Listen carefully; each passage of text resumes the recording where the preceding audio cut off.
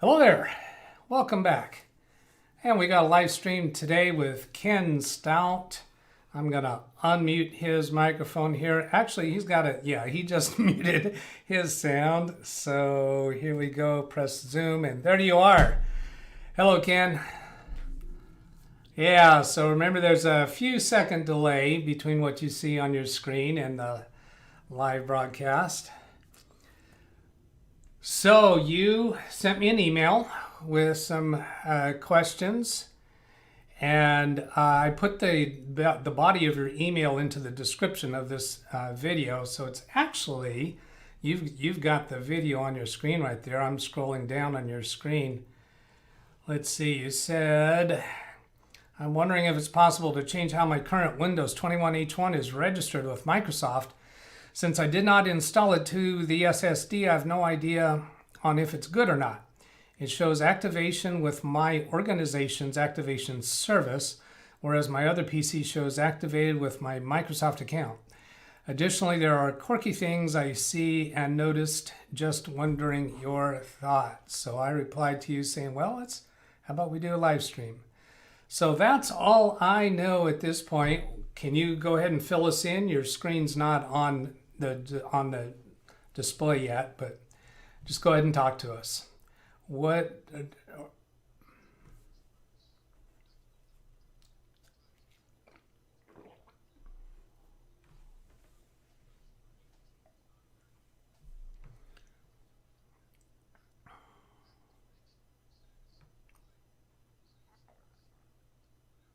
Okay.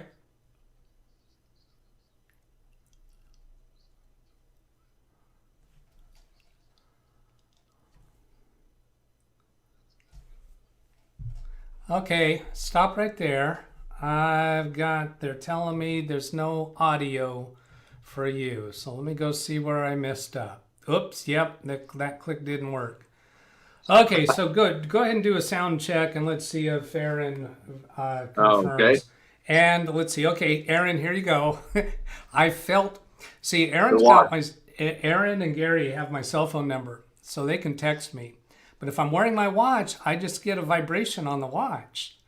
And I don't trust that, but I did feel a vibration this time. So the watch is off, so let's take care of the other business. I already did the DVR, so let's get an audio visual, an AVD-W check, Aaron.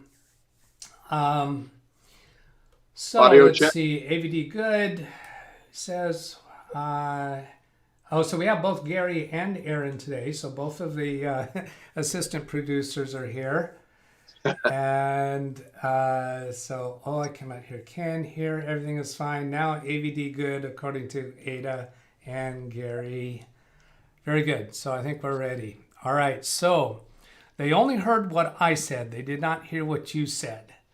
So how good is your short-term memory? Oh, it's horrible, but in a nutshell, this computer is activated with an organization spelled differently, credentials, whereas my other one's activated with my Microsoft account. Little backstory is this drive was given to me by a friend of mine, and I have no idea what he did with it as far as putting Windows 10 on it. Okay.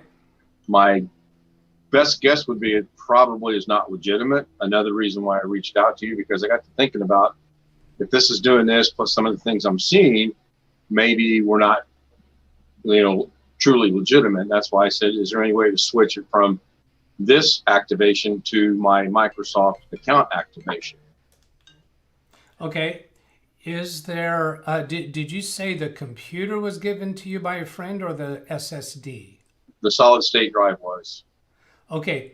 Windows 10 activation does not follow an SSD. Windows 10 activation is coded to the what's that ID? It's an ID that's generated by your computer's hardware. So the hard drive can be part of it, but it's mainly your motherboard, CPU, and it's a little fuzzy as far as exactly how that's calculated. So your Windows 10 activation should be the same with the SSD as it was with your hard drive. Are you able to confirm or deny that? I'm trying to remember if I gave him the whole computer or not, because that's been a while. We lived in Vegas at the time, so that's been a while back. Did you say you're trying to remember if you gave him the whole Yeah, computer? if I just gave him if I gave him here, take the computer, put the SSD in it or whatever. I want to say that I didn't do that, but I honestly don't remember. Okay. Because, I mean, if you go look at the activation, it shows that it's activated, and that SSD has only been in this PC. It's never been anywhere else that I have. So Yeah. Well, I don't know. Let me send this quick message to my mom. Give me 1 second. Sure. I'll take a look at chat. No, saying everything's okay. So, hello to Ada, Atax, Gary, Wintermute, and Blackwatch. Thank you everyone for being with us. I see 11 concurrent viewers. I think I covered all the names that have shown up. Of course, Ken. Okay. Okay, so then Aaron is saying if you replace motherboard and hard drive, you may have to manually activate with a phone call to Microsoft. Yeah, I believe that is true.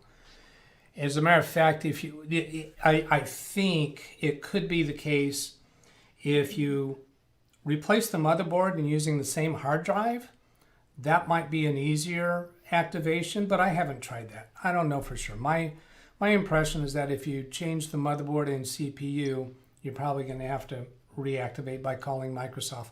But that's not really the issue that you have. Now, when you gave the computer to your friend to install the SSD, before you gave him the computer, did it already have Windows 10? Yeah. Yes, Okay. it did. It was on the hard, the mechanical drive. Okay. Has this computer always been Windows 10, or was it Windows 7 prior to Windows 10? You really want to test my memory today. I'm going to go out on a limb and say it's always been Windows 10. Okay. To the best of my knowledge. Is it a custom-built computer, or is it a manufactured computer? No, it's custom built. Okay. So do you know where you originally got Windows 10 license for it? No. Okay. Long story short, one of my friends in Las Vegas was going through a hard time, was going to move to Connecticut, needed some cash, so he sold me the computer at a really great price considering what it has. And when the SSD option came along, knowing that that was better than mechanical, that's what I went with. But I don't remember why I put the other one back in. And then recently I put it back because it's, vastly faster. Okay. Yeah. So let's go switch over to your computer and have you show us the designation that you're mentioning. I'm gonna minimize your. Let's see that. Oh, that's the YouTube. You've already muted the YouTube, so we're gonna minimize that. We also have. Oh, Zoom is in your browser too, isn't it? Okay, so Right. if we shrink that down. Yeah, why am I messing with that? You don't need to see my face, do you? No, I understand. Yeah, if you actually have the Zoom app, it's a little easier to accomplish that. But so now we have your computer showing on the video. You're not seeing the video now. You're just seeing your computer screen. Right, that's fine. And you're on Zoom with us. So go ahead and show us the designation that you're referring to that says it's activated with a corporate.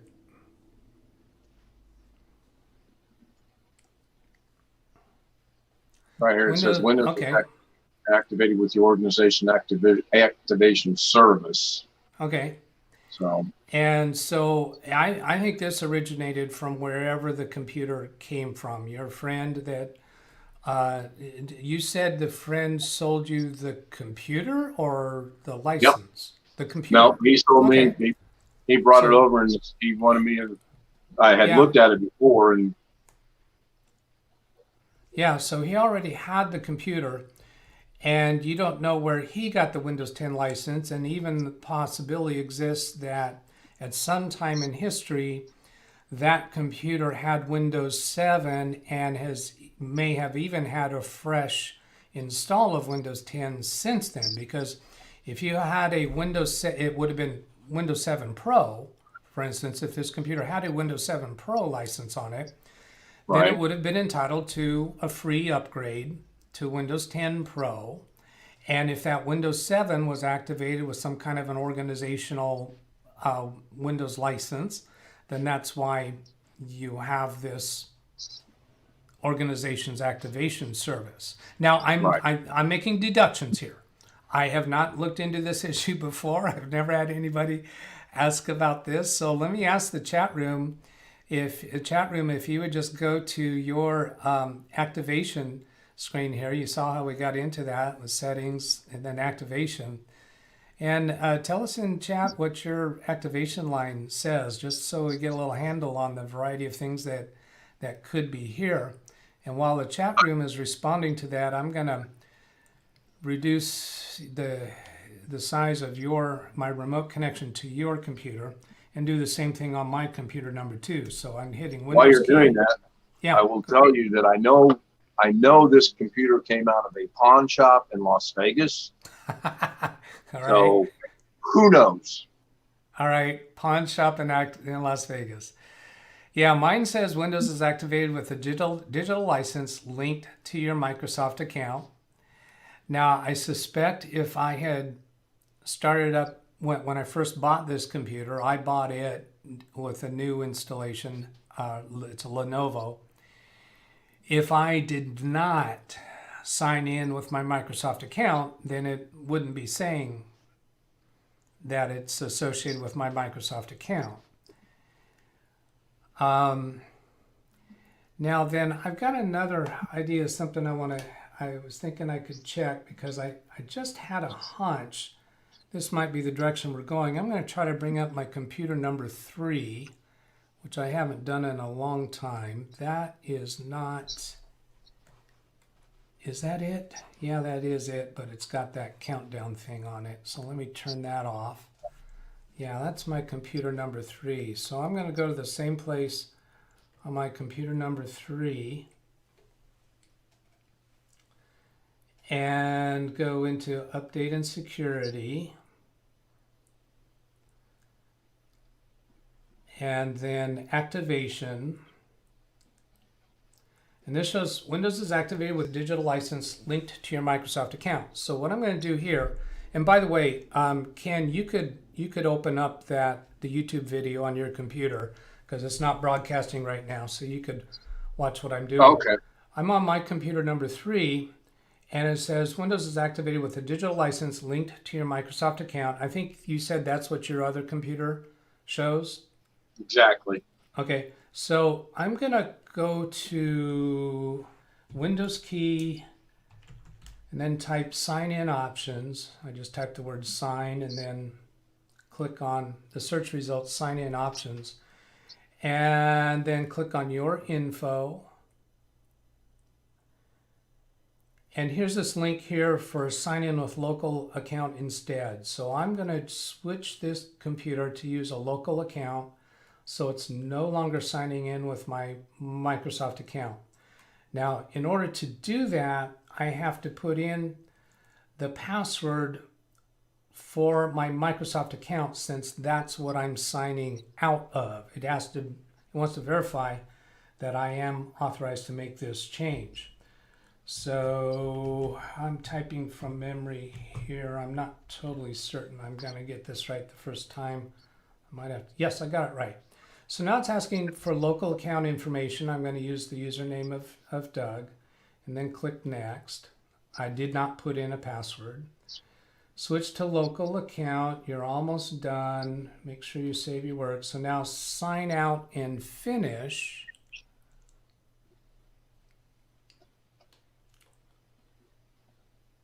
Okay, there it's signing out. So then I'll sign back in with a local account, and I want to see what that says, because it seems like it should no longer say that it's activated with my Microsoft account or associated with it. You can switch back and forth between local account and Microsoft account on any computer. It's that simple. Let's see, what happens if I try to turn this? Nope. There, that turns that camera on.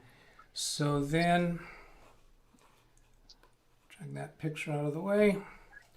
So Windows key, sign, get the search result of sign-in options.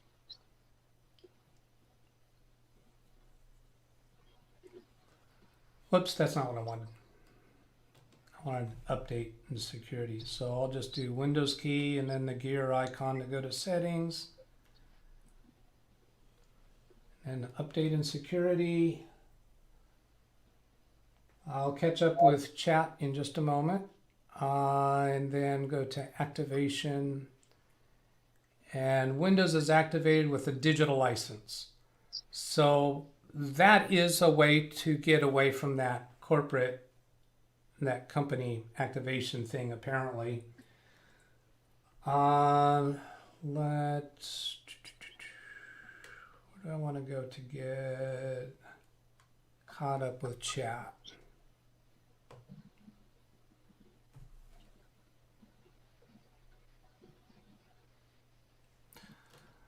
Let's go this way. All right, so I'm coming back to your computer and full screen. And actually, I can read chat from your computer. How about that? All right. That'll work. That's fine. Because then I don't have to turn all the way over to this computer number 3. But you get that weird effect, the picture in picture. Yep. So Gary says he has what I have. That would have been the connected to the Microsoft account.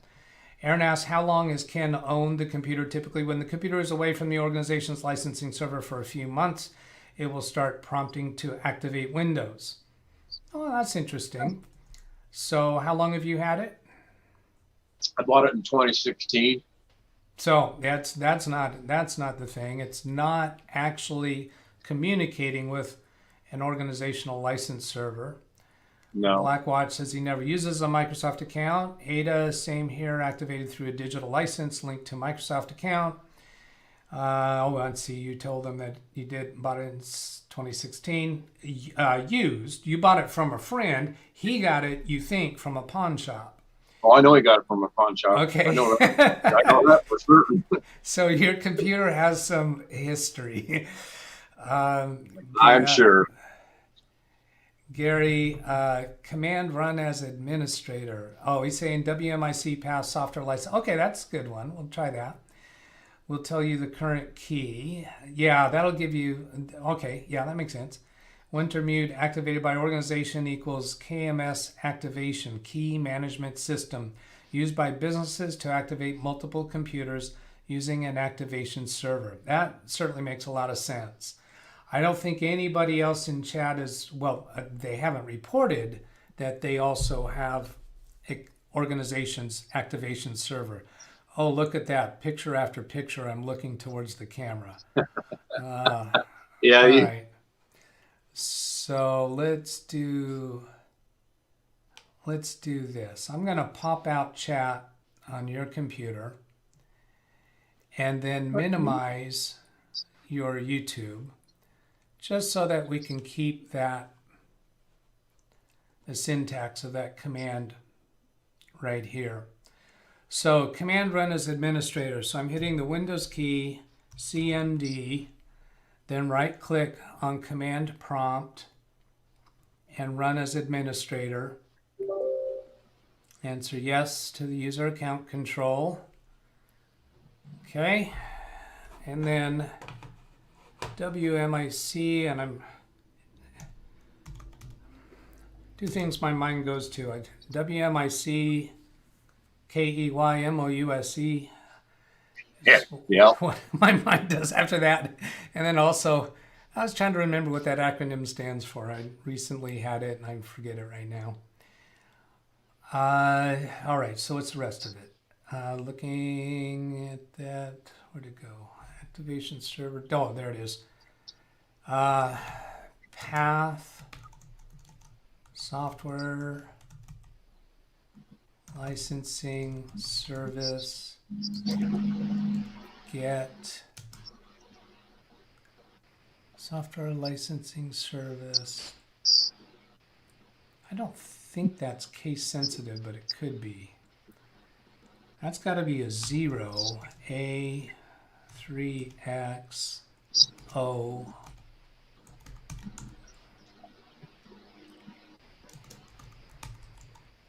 Product key. You know what? I think that might be an O in front of the A, but we'll try this. Control A, then Control C to copy that into the paste buffer. Node, description invalid query. Okay. Does that mean I typed it wrong?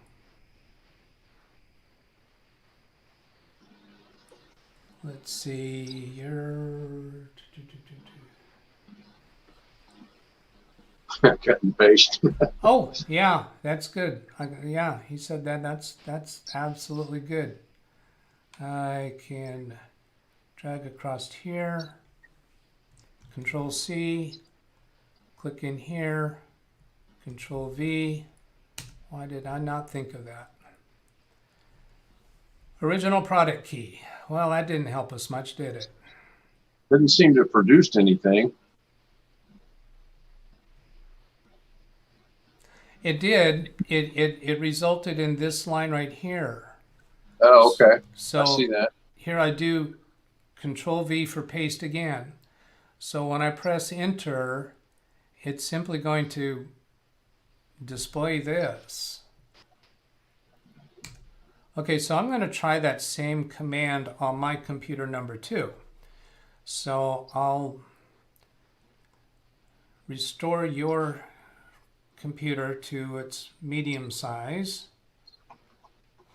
Actually, I'll go ahead and minimize the remote connection. So you can go ahead and open up your YouTube and watch this. So then I'll do CMD, right click on command prompt, run as administrator, answer yes. And I think that's in my paste buffer. Yes, it is. And press enter. Yeah, so it is giving me, it's repeating that same line, the 0A3X original product key, and it's actually showing the product key. So we have the correct command on your computer. It's simply not showing us a product key.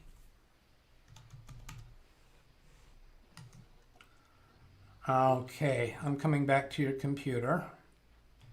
I'll go ahead and minimize YouTube then. Yeah, minimize the YouTube. Yep. And I'll make you full screen. So, Gary confirms it works, and I think we've confirmed that it does work. It's just that on your computer, it's not producing a product key. And I think that probably has something to do with the origins of your product key, which could, as you speculated, mean that it's, you know, black market or somehow not legit. Not legit. Right. Your computer is not reporting it as not legit. So then was Ken's friend, aka also known as the Chicken Man, rolling on floor laughing. Yeah. Okay, so you know Carrie Holzman is selling, has a line on legitimate Windows 10 keys for, what is it, $10, something like that? Something like that, yeah, I've seen that. Yeah, so then the question is, could you switch this computer's license to that? And here we have right here, change product key. So I'm So going to click that would just on be that and tell. just show, see, you could just put it, enter a new product key. If you just feel that you're nervous about that. I don't think, if I were in your shoes, I wouldn't be too worried about it, frankly. Because your computer is not reporting it, when Microsoft is not reporting it as not legitimate. Right, it works. It So works. It claims to be activated. You don't know that it's a non-legitimate key. no, I have What's no the idea. worst possible thing that could happen if Microsoft were to get really fussy about all of the non-legitimate keys that are out there and somehow turn them off? They would have I think a major revolt on their hands. I just don't see them doing that from a PR point of view. Right. I think the only reason for doing it, for buying a key that you have a level of authentication of it being legitimate, would be just your own Peace of mind. peace of mind, moral Yep. convictions, I suppose. Well, the moral conviction part, up until recently, it's been working fine, and it seems that it still is working fine. While you're on that screen there, this popped up right here where it says English, United States keyboard to switch Right. input methods. I've never had that. My other computer doesn't have it. This one does. Let's go back to that again because they're not seeing that over YouTube. I'm moving my picture-in-picture out Okay. of the way. So go back and display that again. So this popped up. Yeah. I'm gonna say 3, maybe 4 weeks ago, and it says English, United States, US keyboard to switch input. I've not done anything with it. I tried to right click and make it go away. It won't. The weather thing popped up this morning. When I woke up this morning, I had that open by itself. And I don't know if because of an update it opened by itself or what. I really have no clue. This So- calendar?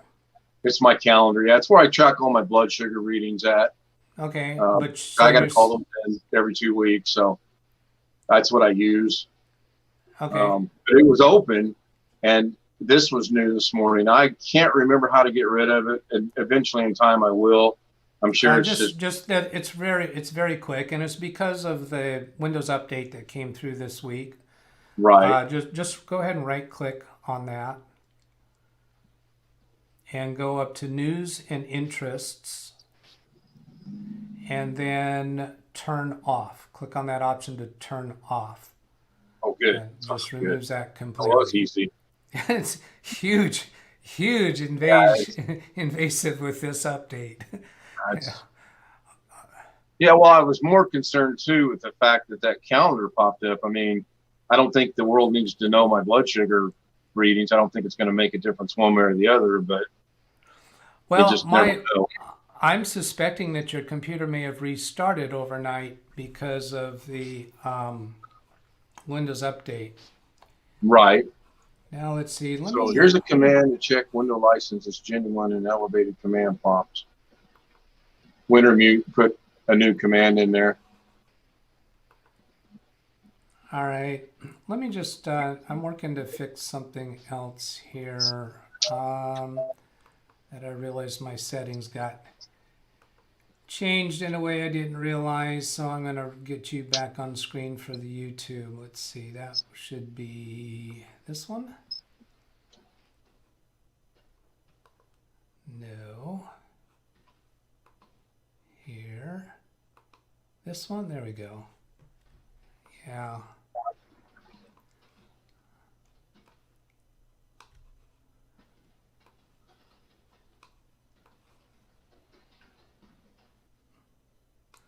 Okay. Was Ken's friend. Okay, so winter mute. Here's a command to check when license is genuine in elevated command prompt. Okay, great. We'll do that in a moment. And also, we'll put report text in a cab of logs on desktop. Open report text in Notepad. Okay. Right click on taskbar.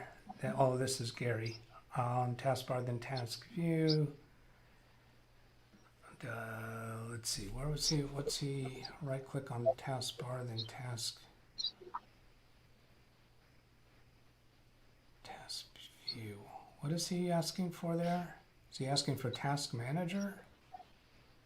Am I misunderstanding something there about Gary's line? Right click on taskbar, then task view. Or I think he's talking about once you run that command, I think it says it will put a report.txt and a CAB of logs on desktop. Yeah, that's Wintermute. Gary was talking about something else here. We'll come back to that if he clarifies that. Right click on taskbar, then view. Did the last cumulative update install, you had to restart it? Yeah, that's probably what happened. It probably. Yeah, that's what I think. See, what I was thinking is it may have restarted during the night, and when it restarts due to a Windows update, it'll reopen whatever programs you had open. So if you had Google Chrome open but minimized and your computer restarted, I think I've seen that happen before where it restarts and Google Chrome is open rather than minimized. So you might have had Google Chrome open and minimized with your calendar. Now I shut the calendar off once I put my numbers in, I closed it right away. And I don't think anything else was open. Well, at any rate, I don't think it was sent out to the world because nobody else in chat received it on their computers this morning. Your calendar. Then let's see. Oh, Kenny responded that you went to bed. Okay, mistake. Sorry from Gary. Okay, so this command from Wintermute. Do you want to go ahead and demonstrate how to do that? You want to do bring up the elevated command prompt and do a copy and paste of the command that he's recommending? You want me to try that, huh? Boy, yeah. We're going out on a limb now, boys. Windows Live Training is not just a channel name. Okay, so if I can do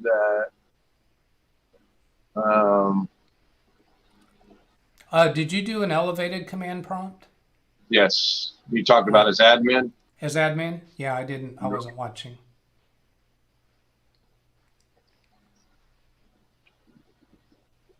Okay.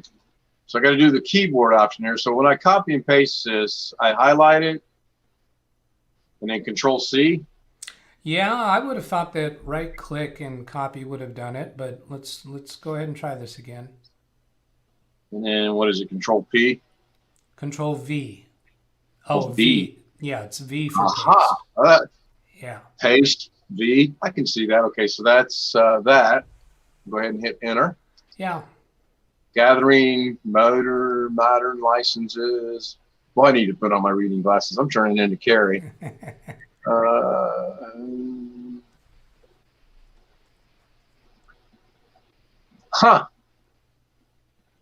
If I'm reading that correctly.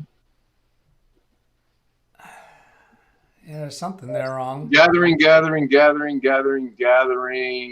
not find anything. Okay.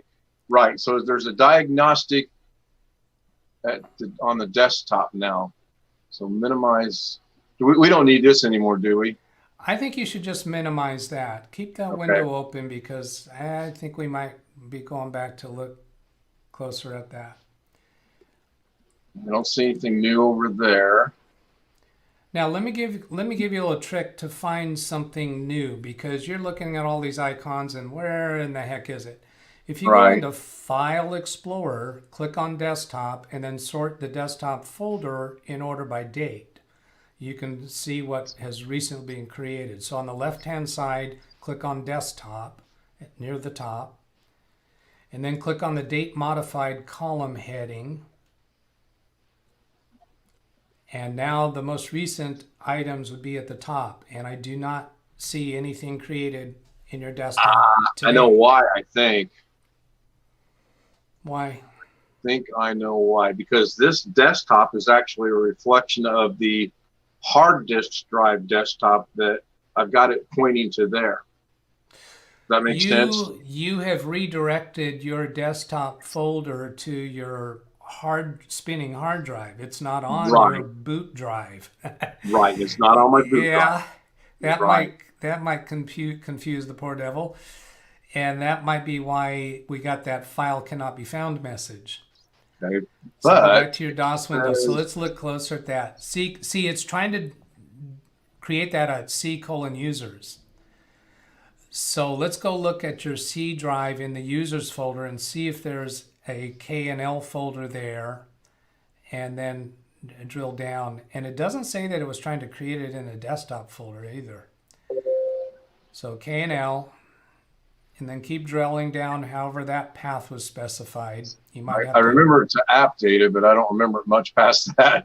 Okay, well, okay, hang on a second. Let me give you another little trick here. All right. You've got, this window has the focus right now. Okay, you understand what I mean by the window that has focus? Yes. Okay, hold down the Windows key and press left arrow.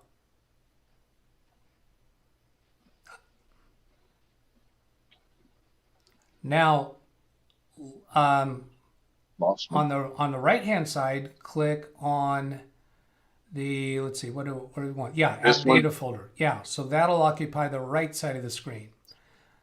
So just left click on it. So that has those two windows side by side. So now start drilling down deeper.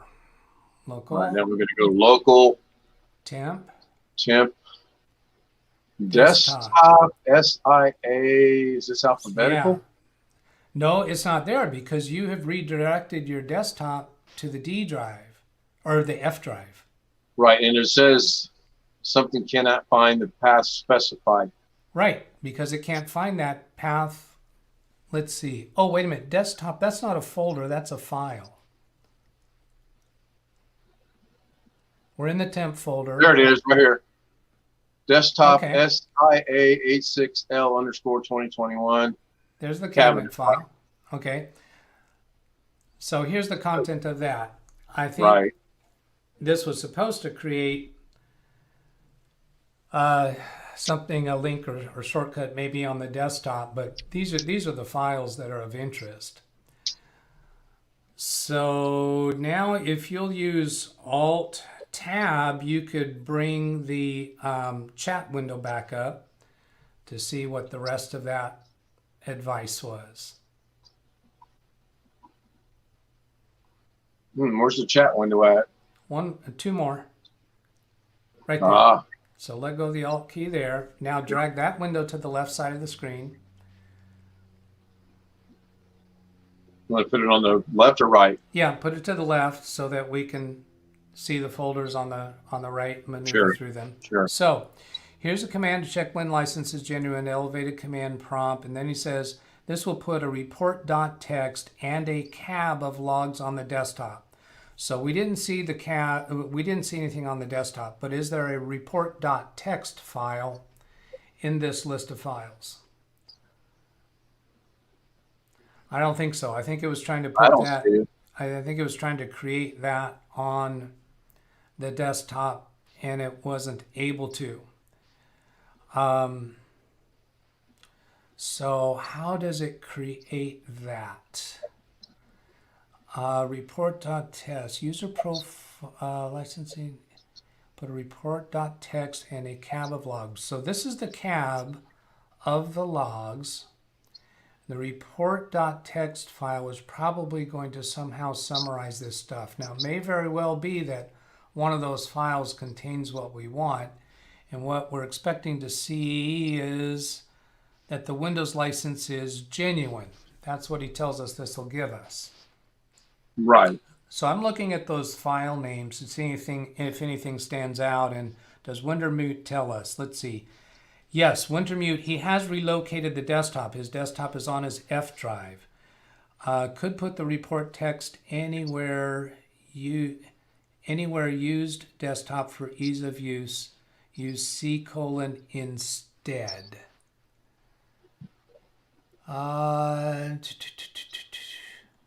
Maybe I see. We need to change the command. Okay, so I have the mouse. I'm going to... Hands free. Let's see. I'm going to move this. I think I understand what he's saying there. If we come back here and I'm doing Control V, we've got your command there. So it's right over here that it's in this command that it's specified log user profile desktop. So this is what is specifying where to put it. And if we just tell it to put that somewhere else, and I think you said we could just use C:\/ for that matter. So I've got a blinking cursor right there under that \. I'm doing Control Shift left arrow key once to highlight all of that gibberish, and then delete key, and then C:\/ I don't like the way I did that. I'm doing escape key. I'm going to try that again. Get a fresh command prompt. Control V. Control left arrow gets me all the way back to the percentage symbol. So now delete key, because my shift control arrow key was just a little too aggressive. I couldn't follow what happened, and then put a C:\/ there. So I think that's what he's telling us to do. Oh, he typed it in himself. What a kind person you are, Wintermute. Thank you. And let's see, did he do that the same way? Not quite, which means I don't have it all right. So I'll go ahead and just, I could do a copy and paste. You know what, let's do that. I'm going to try this because I want to see how this works right here. I want to try, I've got the mouse over Wintermute's last comment here. I'm going to try triple click. Yes, that highlights the whole thing. Control C. So I don't have to drag across it. Go back to the command prompt window, press escape to get rid of that command I have, and then Control V. Yep, still don't like it. Licensing diag.exe is not recognized as an internal or external. Did he just give us partially a part of the command? Oops. I was trying to answer Blackwatch. Okay, hands are off. All yours. Right. All right. Oops. Where is his prior? It scrolled off. Let's make this taller. Let's see, licensing. Yeah, it starts with licensing diag.exe -report. You have a space in front of the command. Okay, let's try that. Control V, and then I'm going to go back to the beginning of that line by pressing home. Yeah, see the space right there? Mm-hmm. All right, so delete key once. I thought we had a space before and it still worked. Yep, that was the problem. Good catch. Who was that? Randall Smith. Thank you, Randall. I don't recall the name Randall Smith before. Welcome, Randall. We're happy to see you. All right, diagnostics file created at C /repfilescab. All right, coming up here to your Explorer on the C drive, here's rep files and here's report. And rep files is a cabinet file, so we're not looking for that. We're going to report. So double click on report. Isn't that a pretty font? Whoa. Licensing data, local genuine state. Genuine SL gen state is genuine. Whole bunch of word genuine here. Well, a few anyway, couple, a few.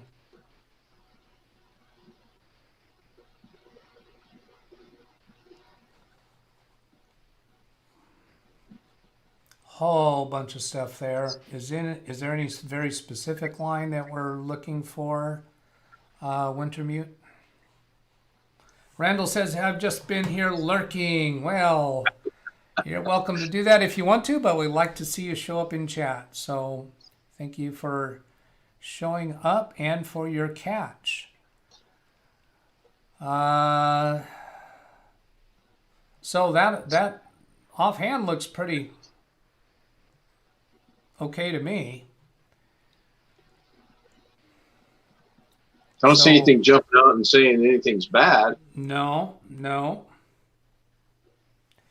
And okay, so Blackwatch, let's show people what you did. Blackwatch asks if you reset the default drive away from C, and it's not your default boot drive. Your computer's still booting from the C drive. What you did is you redirected your desktop folder to the F drive, and I think there's probably we can probably improve on that, because I think that probably is not serving you as well as you think it is. But let's peruse a little bit. If I come up here to the desktop folder and right click on it and then choose properties and then choose location, that's going to show us here that your desktop folder is located on the F drive, users, and then your profile name, and then desktop. And your F drive is your old boot drive. Is that correct?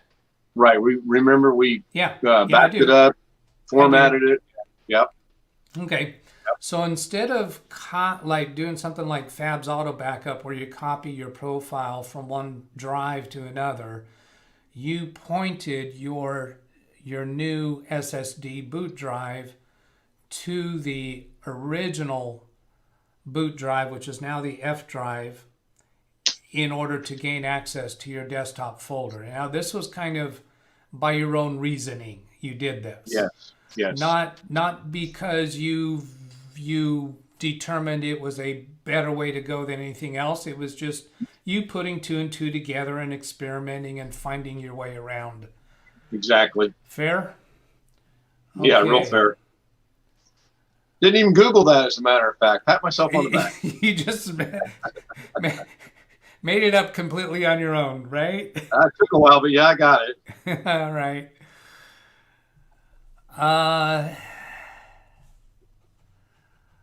So let's see. RM, I'm the same way. I learned about Doug from Carrie. Been watching Carrie for a long time, and a lot of the people here were pointed over here from Carrie's channel, and I love Carrie for that. And I've been 2 years prior to starting my own channel, watching and supporting his channel myself, and still do. Dan Neeson, hey everyone, came in late, missed the first 35 minutes. Yeah, it's going to be tough to summarize for you, Dan. You'll have to go replay later. Blackwatch, I meant set system files, etc. from C to F. No. I think it's fair to say that you have not done that. No, yeah. Wintermute says it's genuine, but with a volume licensing key, not retail or OEM. Again, mostly used in business and also by pirates. And RM says he enjoys the videos, and thank you RM for the compliment. So now, what else do you have redirected to the F drive? Do you have your documents? I don't think so, but we can look. All right. So location, and that's on the C drive. Okay. Download should be on the C drive.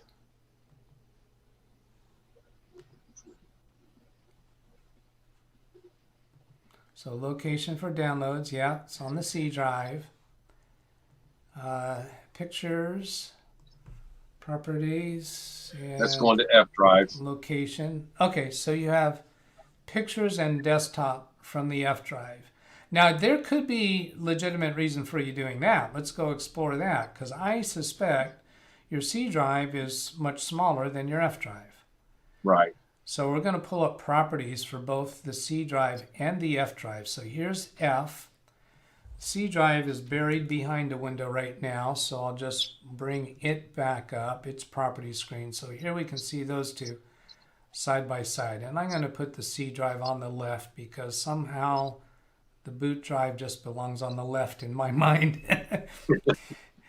So here you've got 237 gigabyte total capacity and 3 terabytes total capacity on your F drive. And your pictures folder could be really big. And I'll right click on pictures and choose properties. So yeah, we're looking at 60 gigabytes. So if we move that 60 gigabytes of pictures to your SSD, it's going to greatly reduce the amount of free space on your SSD. Now, it's not going to make it difficult for your SSD to operate. However, it's my understanding. Let's see what I got buried. That's okay. They can still see all that. It's my understanding that an SSD drive is going to last longer and work better if it has more free space, because of the way that it balances the utilization of all of the various storage columns or cells, whatever they call them on SSDs. And it keeps them balanced, so it periodically will move data from one place that hasn't been accessed for a while to another place, because if they stay in one cell too long, they can lose their reliability or stability or their state of charge, something like that. And I can't say all the right terminology for that stuff. I haven't studied it extensively, but that's my understanding. So it's really good idea to keep a lot of free space on your C drive. You probably don't need the fastest access possible to your pictures. Nope. So that would be a legitimate reason to have pictures over there. Now, your desktop folder, on the other hand, you've accessed that very frequently. Every time your computer redraws the desktop. So I should come to the F drive, maneuver to your users folder. Oh, look at that. The only thing on your F drive is the users folder. Right.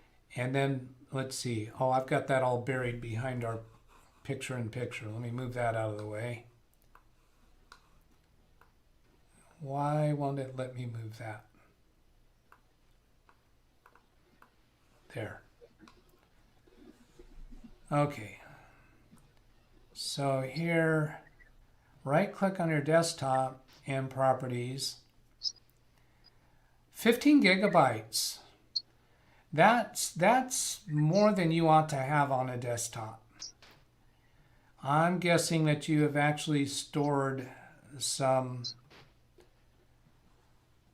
significant amount of stuff on your desktop. So here's all of these shortcut arrows are not taking up space. It's these things that are not shortcuts. So here's these audio files, and here's a couple big files here. Oh, you have what you might call it, the video player. VLC. So this is just MOV video file. Is that the installation? No, I think that's an actual movie. I think. I'm not 100% sure because it looks like I trimmed it.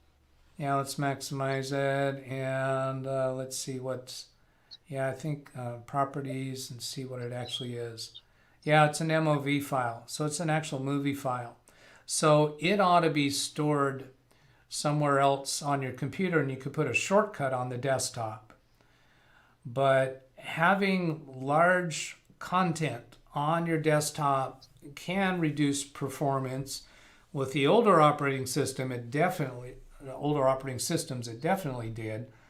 I haven't tested how much impact that has on Windows 10. But certainly that's going to make the size of your desktop folder smaller. So let's go sort this column by size. So I'll click on the heading for size. And so here's the ones that are the big space offenders on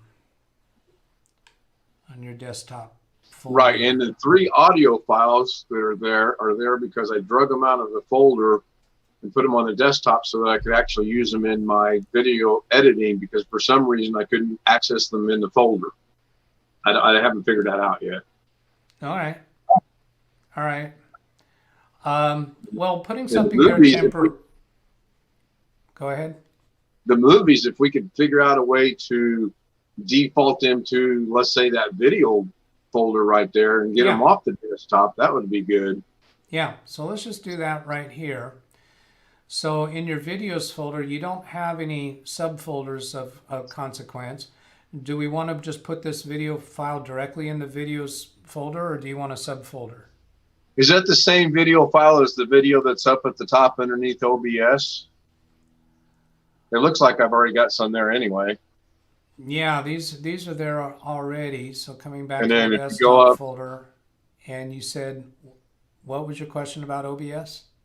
right here, is that the same file as this one right here? They're both say videos. No, let's go see what this OBS is. Yeah, that's my this is a folder inside desktop data folder inside pictures folder. Right. What about this one? What's that bring up? That's the same. So that one and this one look to be the same. That's what I was asking. Okay, I looked away when you clicked on something. Okay, so up here it's got videos and it's got 2, 4, 6, 8, 12. And when we come down here and double click on it, it's the same thing. So yes, those are the same. Those are the same. Okay. I thought you were asking if the videos folder was the same as the OBS folder. No. Okay, yeah, those are the same. We can just throw. Yeah, we can throw them in there in that like these already are, and then later on I'll clean it up and put them inside a folder if I want. Okay, so let's catch up on chat. System file says it's genuine, no problem, replay later. Moved OneDrive over, his activation should be fine. Use volume license key at work. 33,000 of them. Storage servers still use 3.5-inch HD. Yeah, storage servers, file servers, they typically still ought to be using spinning drives. Too big a desktop will give your SSD a bad case of the what? Oh, cellulite. I like that. All right. So here, let's take. Oh,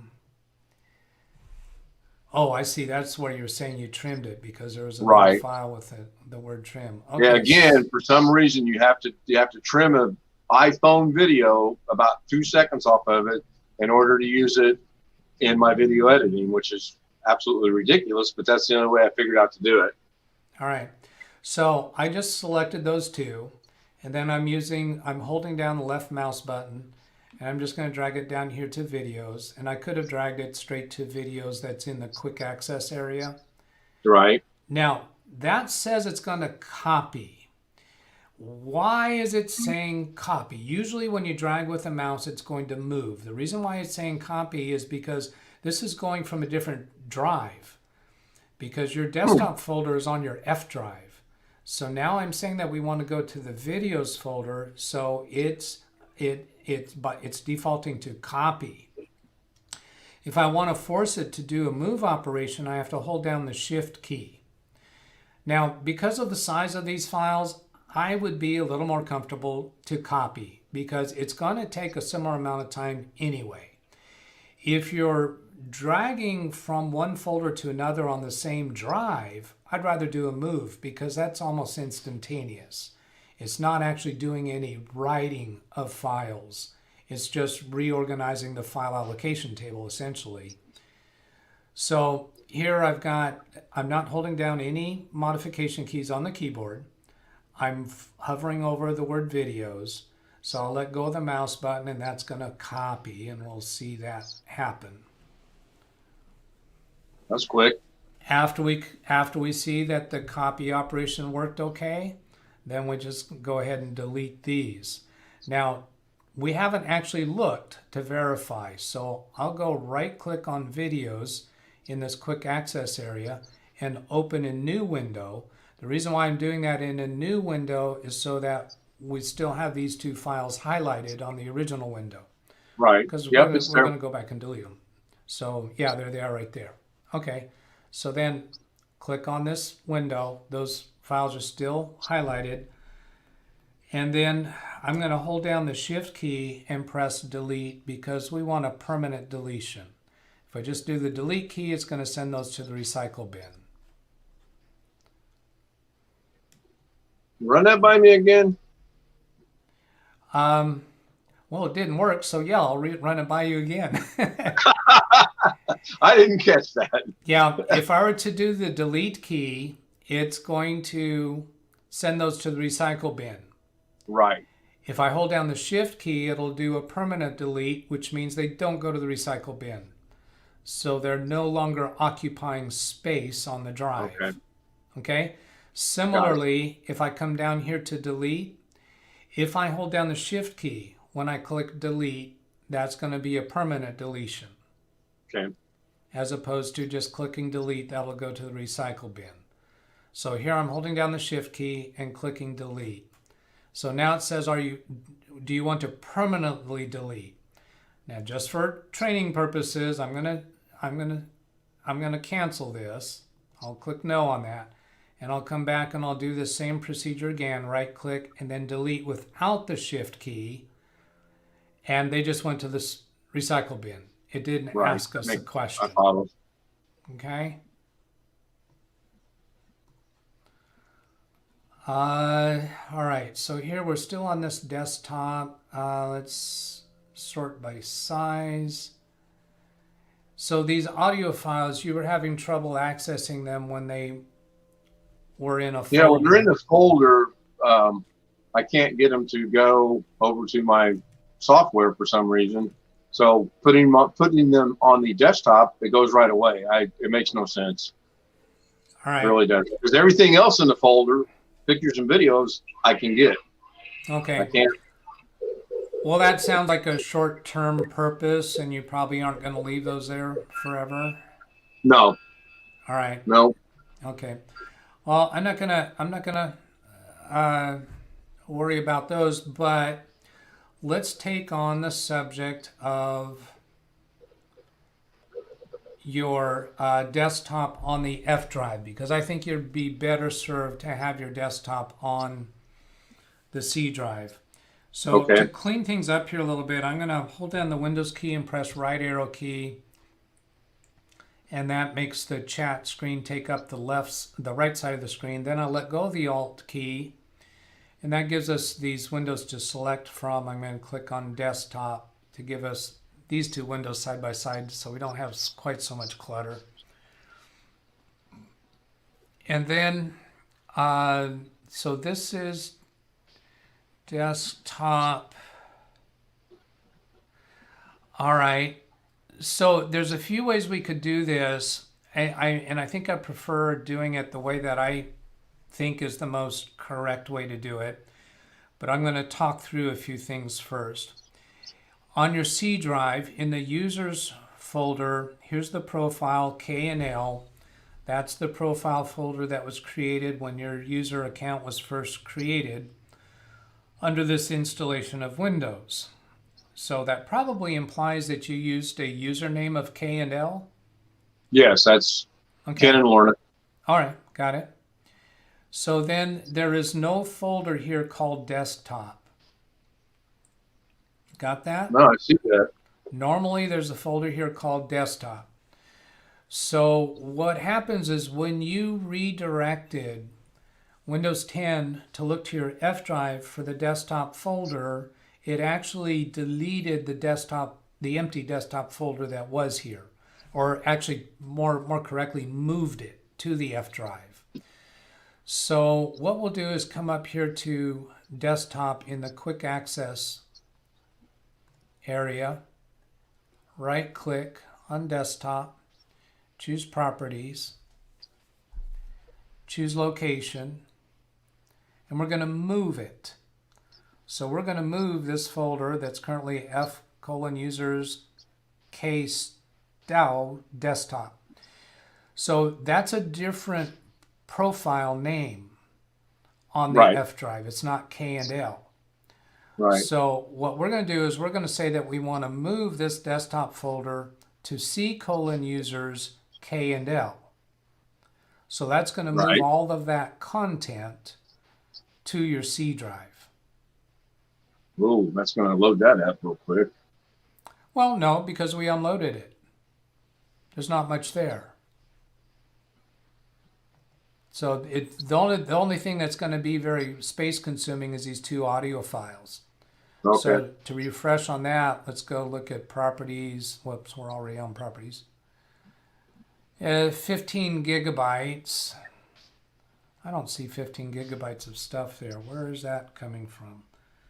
I'm going to open, let's see, let's do Windows key E to get to a fresh window of the F drive. I wish they would have kept borders around these windows. They're so hard to see when they're stacked on each other. So here's the desktop folder on the F drive. Right click and choose properties. It's showing 15 gigabytes. So these two add up to over 9 gigabytes. No, those are megabytes.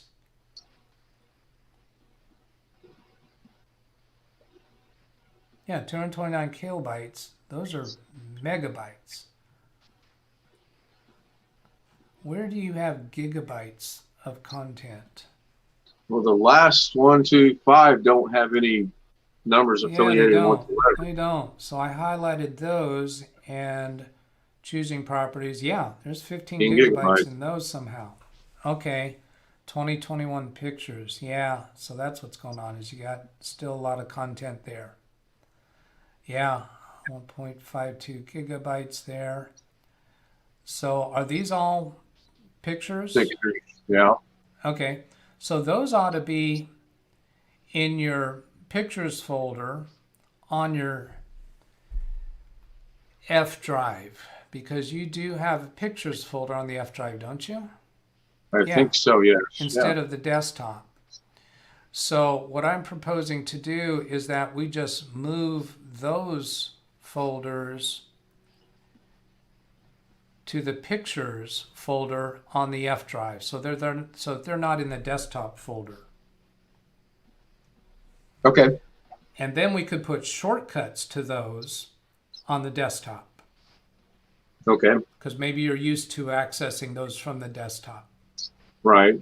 Okay. Well, yes and no. I mean, regardless of whether you're accustomed to that or not, this is kind of a useful training point or capability to make available, because I come across computers all the time that have too much stuff on their desktop. They have actual files and folders that have actual content on the desktop, and we need to move them off somewhere else. So this is a really easy way to do it. And there's just a little technique to this that makes it so easy. So I'd like to demonstrate that. So the way I'll do that is open up the source folder and the destination folder in separate windows. So let's see, there's the desktop folder. I'm going to right click on pictures and then open in new window. I did a right click on pictures and open in new window. So I get these two windows side by side. And then Windows key right arrow, let go of the Windows key, click on this desktop folder so it's on the left side of the screen. So I have these two side by side. Right. Now this side over here is showing us icons. I'm going to change that view.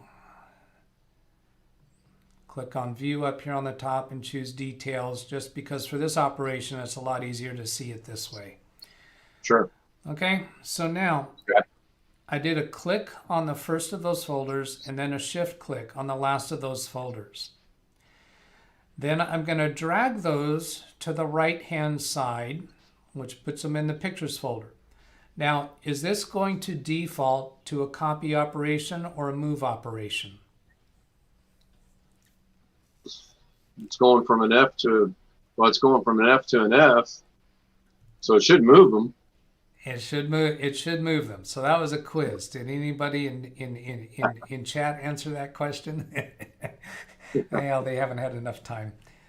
Well, let's see. Let's go ahead and catch up a little bit here on chat. Volume license key, too big desktop will give you SSD. Yeah, Cellulite, we saw that. Folders on the desktop from Manner. You're absolutely right on that. Wintermute, 15 gigabytes subfolders. Absolutely right, Wintermute. SVManner, right click the desktop folder, choose properties, go to locations tab, choose reset to default location. Yeah, that would do it. That would do it. I was going to use move, but default location, that would do it. Okay, so I'm going to minimize that.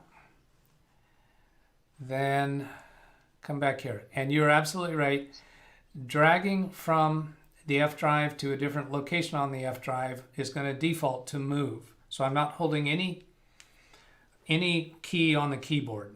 If I want this to be a copy operation, I can hold down the control key to make it be a copy operation. Right.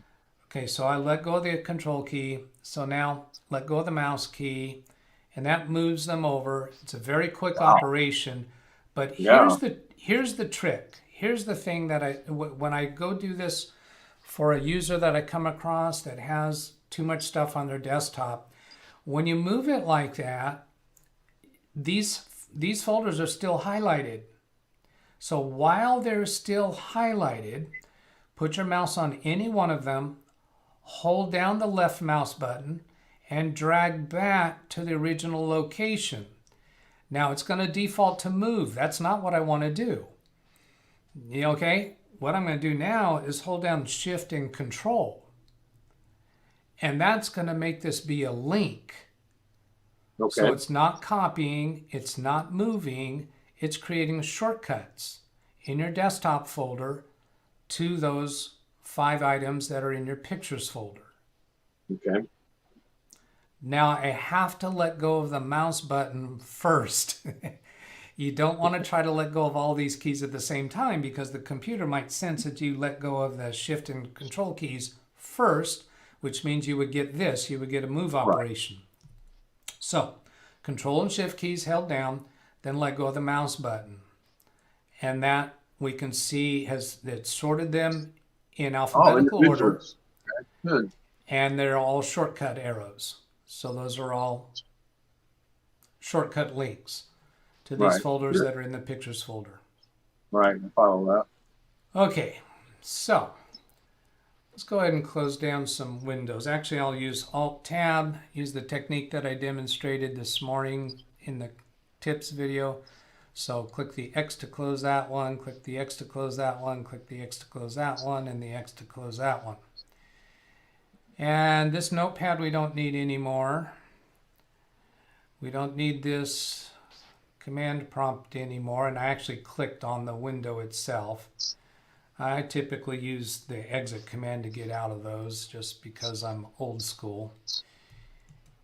And we still have chat. Let's see what else has been said in chat. I was thinking the same thing, if it duplicated or not, but I don't think it did. Blackwatch asked if it did any duplications. Yeah, no, would not have done any duplications. Here's it. Now, he might have asked that when he saw that before I introduced the Shift and Control, and it was going to be a copy operation. Well, it was actually going to be a move operation. You know, we don't know when he asked that question. True. Wintermute says move. I'm not sure if that's in response to that drag operation or in regards to the location of the desktop folder. Not going to worry about that. Okay, so we've caught up. You know what? I'm going to click up here on this kebab menu in the upper right corner, and then toggle timestamps. So that shows us the times of these comments in chat. And I'm writing down 4:09 so that next time I go look at chat, I don't have to read things that we've already read. Okay, so clicking on File Explorer to go do our move operation for your desktop folder. So right click on the desktop in the quick access area. Now, actually, I haven't looked closer at this. That should be the same as down here in this PC section. So right click there in properties. I've already done it on quick access, so I'm just showing here that's the same thing. And then location. So we could restore to default, and that would be completely fine. It would take us where we want to go, and it should ask us if we want to move all of that content with us. If we were to choose move, it's essentially going to do the same thing, except we have to manually tell it where to move those to, and we would have to drill down to your profile location. So using restore default would be the quicker, easier way to do it.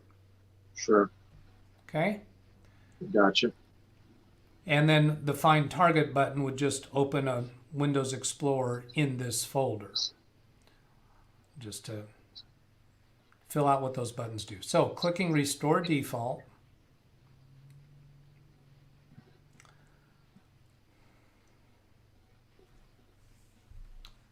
I'm expecting to see a window pop up, but oh, see that changed. That just changed to this. I don't think that actually moved the files.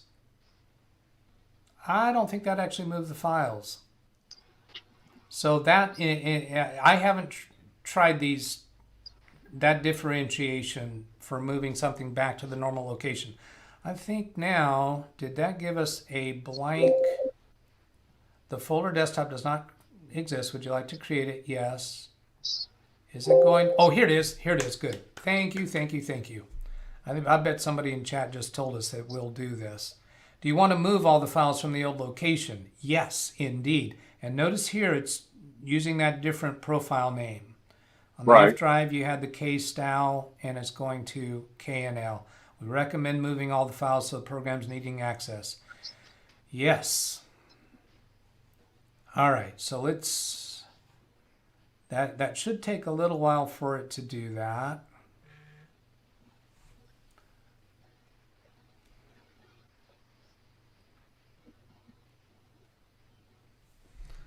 And then go look at chat and see what they're saying. Duplicates, apply, or okay from vManner. Yeah, that was right. See, my phone is making some noises, but that's not from our assistants. That's from other people. All right. So here we still have all your desktop stuff. If we drill down here on the C drive to the users folder and then KNL, we should find desktop folder is here, and we see all of that content. And if we right click on your C drive, we should see that we haven't overwhelmed it. We still have significant free space, 167 megabytes free. Okay? Yeah, about the same. Yeah. So that was a good and productive task. And yeah, your desktop folder is just 10 megabytes. Much more reasonable. And these two add up to 9 megabytes. So once you offload those, then your desktop is back to lean and mean quick machine. So why don't I just put them in a folder real quick? Do I not have a music Go ahead. folder? Go ahead. I'm just trying to think where. Can I create a folder here? Yeah. Now those are audio files. What about putting them in the music folder? That's what I was looking for, but it's alphabetical. I don't see a music folder anywhere. Well, music folder is not in a subfolder of desktop. Oh, you talking about over here? Right. Right on the left-hand panel. That'll work right there. So now on the left-hand panel, you could right-click on desktop and do open in new window. On the left-hand panel, right-click. Nope, not there. Go to the word desktop in the left-hand panel. Here? Right-click and choose open in new window. Got it. Okay, and then Windows key right arrow. Windows. Hold down Windows key and press right arrow, so that takes up the right side of the screen. And then click on your music folder to occupy the left side of the screen. Gotcha. All right, now highlight all three of those. All right, drag them to the left-hand panel. and then Control-Shift drag those back to the desktop. Control-Shift and drag them back here. To the By desktop. going the mouse button first. Oh, yep, there they are. Yep, as Awesome. Shortcuts. And you see the shortcut arrow. So that should have freed up a little bit of space then on the desktop. And how do we check that? We go into, do we have anything open that shows that right now? No, well, you're close to it. The left-hand panel, point your mouse to the word desktop and click your right mouse button. I closed the left-hand panel already. Oops. No, the left-hand panel of the window that's on your screen. Oh, here? Yeah. Now, right-click on desktop and choose properties. Got it. That'll show you the size of your desktop, 56 kilobytes compared to 10 megabytes that you had a moment ago. Right. Okay, good. That's nice. Awesome. Yeah. Now, since we moved, your desktop had so much stuff and it was on the F drive, which is a spinning drive. Now we've got your desktop leaned out. We've got it on your SSD. We're going to be eager to hear a report back from you next time we talk to you as to whether it feels any faster to you. It's possible the computer might feel that it performs faster. I really don't know. I really don't know how much impact this is going to have on your sensation of the computer speed, because we haven't changed anything about where your programs are stored or where, you still have pictures on the F drive. Well, I've rambled enough on that point. Let's take a look on your screen here for chat. Let's see, I'm doing Alt-Tab on your computer. Nope, I didn't. I did Windows-Tab. That got us to that alternate desktop in your history. So looking for 409, that's where we left off, right around here. Move, apply, click OK. Message retracted. Move from drive to drive is a copy, then delete. True. If we would have done a move operation from one drive to another, it would copy the files to the new location, and then it would execute a delete from the source location. I'm just a little bit nervous about if something goes wrong. I think my nervousness is unwarranted. I think it's... So Wintermute brings up a good point that if any of the links on the desktop to files are any of the links in the desktop to files in the desktop could be messed up if not on the F drive anymore. Is he questioning whether that's a good question. So links that were on your desktop that were originally links that were originally shortcuts before we started messing with this stuff, if they were shortcuts to content that was on your F drive, have we messed anything up? Well, right. We didn't move any content from the F drive to the C drive except for what's on the desktop.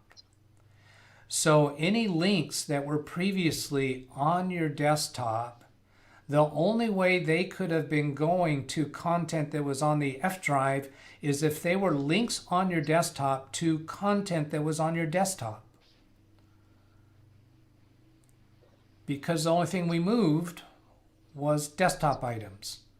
Right. Well, an easy way to check it too is just go right here. Yeah, go ahead and try a few things. There still could be something about that. Try a few random things. That ain't good. iPhone 2017. Okay, that's got pictures in it. Yep, that's good. Okay, because that's going to the pictures folder. That's good. That's good. So anything that's going to a pictures folder should be okay. Go ahead and try this. This one didn't come up with anything. Yeah, so let's look closer at why. Yeah. This says that it's inside the... Oh, okay, look at this. This is kind of a weird twist.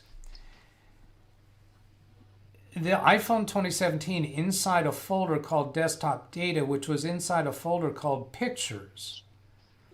So this wasn't in the folder This wasn't in the desktop folder. This was in the profile KSTU. So I'll bet this one has changed. I'm gonna try just a little editing of this right here. Your profile folder is called KNL. Yeah. K ampersand L. I did that in lowercase. We actually saw it was uppercase. And then changed from F to C. Now this isn't the right way to fix it. I'm just seeing if I can do this backdoor method and then enter. No, that didn't show us the content and it went back to the F drive. Okay, so if we drill down to the C drive, users, KNL, pictures, there's no folder here called desktop. And your pictures folder is not located on the C drive. It's actually on the F drive. So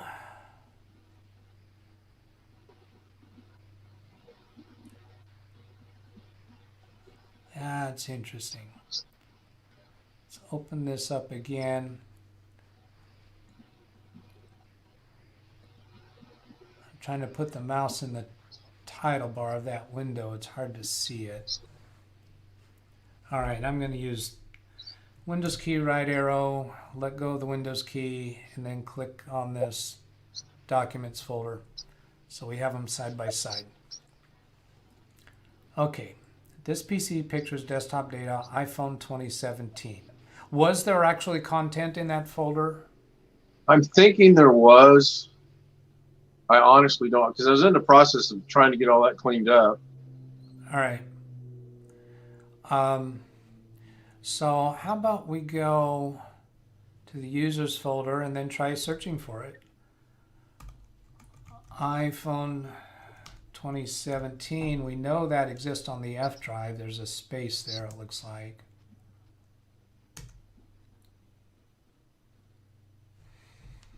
And this doesn't feel good to me. That's all it's taken us to is the shortcut. Can we verify that it actually exists on the F drive? Maybe it was empty. I don't know. I'm thinking that it was empty because it claims to be in the pictures folder. And we didn't move the pictures folder. And then it was in desktop data. There is a folder here called desktop data and a bunch of stuff there. Yeah, and then iPhone 2017. It's empty. I bet it's empty. I think it's always been empty. Yeah, I think if you click on it, it's going to show empty. Yeah. Well, we can tell it's empty just because there's no folder pages in here. There's nothing there. Yeah, right. It looks empty.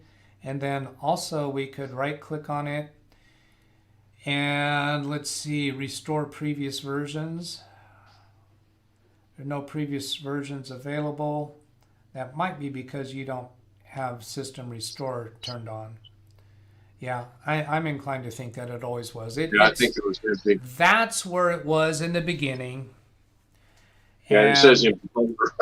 Windows key D to go back to here. It is actually opening it from that F drive. So yeah, that's not a mistake. Do you want to test some others? I think, let's see here. See if I got, yep, that's good. I know these should be good because, yeah. I don't know why I have two Google calendars. I got, obviously one's a copy of one. Yeah, you could just right click on either of those and delete it. Okay. Now, I don't need this desktop to short over to, I don't need this one anymore because these are all doing the same thing. Right. And that one's broken now. Go ahead and try opening that. That should be broken. Yeah. Aha. Yeah, because that folder doesn't exist anymore on your F drive. Look at that. So there was a broken link on your desktop. I think this doesn't work either, but I'll fix that later. Okay, so now I have one question that came to mind a while ago. Is there a means within Windows to check for duplicate pictures at all? I'm not aware of a way within Windows to do that. I think you have to use a some form of a utility to scan for Okay. duplicates. I, I could be wrong for that with that. So let's let chat have a couple minutes for them to come up with an answer. In the meantime, let me ask you about that language setting down in your getting ready to ask taskbar. you that myself. Yeah, we think alike. Let's It's go. just my OCD. I don't like it. Yeah, let me go look at that. And I think that has to do with multiple language edition of Windows being installed. But it seems to me we should be able to turn that off. So taskbar settings, and then turn system icons on or off, or which icons appear on the taskbar.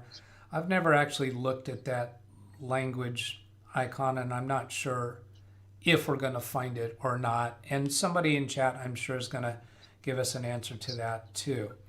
So let's see, turn system icons on and off. Is there language in here? No. Low. Input indicator. Input indicator. Yeah, I don't even know what that is. Oh, It that went did away. it. Did it. And it's back. Yeah. So I was just looking to see what else it does. And then location. I don't know where that does anything. Let's take a look at chat. This is probably a weird effect for people who watch this video afterwards, because they can see chat along this right side of the video, and then they also see it within the video. Right. Yeah, I've never tried that before. Click apply. Let's see, from Blackwatch near the bottom, Ken should have stuck with solitaire because my eyes just crossed for good, I fear. And then Wintermute, look in pictures, desktop, it could be an empty folder. Yeah, so he Right. said We determined that already. before we got to that point, so nothing new since we did that piece. So now you said there were some other strange, quirky things was your technical term for it. Yeah, it seemed like it was running slower, but I think I'm thinking like you are, is let's let it go a week to 10 days and see if there's any notice, that I notice that it's faster or not. Yeah. And then I'm real leery, because when we click on this now, that's what I had. There was nothing opened up. There were no other tabs. It was just my calendar. And I'm 99% sure it was due to the restart. But when I go to bed at night, I usually have 4, 5, 6. Always have YouTube open. Always. It's open constantly. All right. So I'm thinking due to a restart, it should have opened up to 2 or 3 tabs, but it didn't. Yeah, restart should have opened up to whatever you had open when it began the restart. Yeah. Right. So Now this is great. Was that Google Chrome or Edge that that was Google Chrome, of course. Let me take a look at something here. It's on Google Chrome. Yeah, I'll tell you, whoops, get back to, it was Chrome. Okay, so let's go back this way. So if we come up here to the kebab menu, I'm going to blur the screen for a moment. And then look at history. So is it okay to show what's on the screen right now? Sure, that's fine. There's nothing there. All right, so I'm looking at history here, and there's this item here for 5 tabs, and I'm going to guess that's going to be those same 5 tabs that you found open in the morning. Yeah, right? Is that Yeah, it? except I know Log Me In 123 wasn't open. YouTube was open. Okay. So and my channel was open. So, but I know that one was not opened. All right, so these were the 5 tabs that were opened today. So let's go look over here on, click on history over here. And I've got the screen blurred again. So is it okay to show what's in here? Yeah, that's fine. There's now, no let's go down. Today is Thursday, so we're going to scroll down here here's Wednesday. Okay, so is this okay to show? Yeah, that's fine. Okay, so here we've scrolled down in history within Google Chrome and you can see what you had open last night. Right. Or now this may not be everything that was open. It just may have been when tabs have the focus. I'm not really clear on that. Sure. Yeah. But No, the thing that I was curious about is, can we verify in here that your calendar tab was indeed open, and we're not seeing it?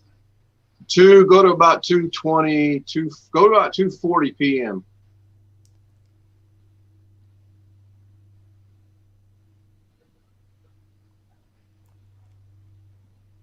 And right there it is, 2:21. So here's a calendar.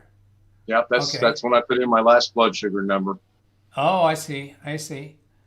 And you don't think that tab stayed open all through the rest of the day? No, I put it in and closed it immediately. All right.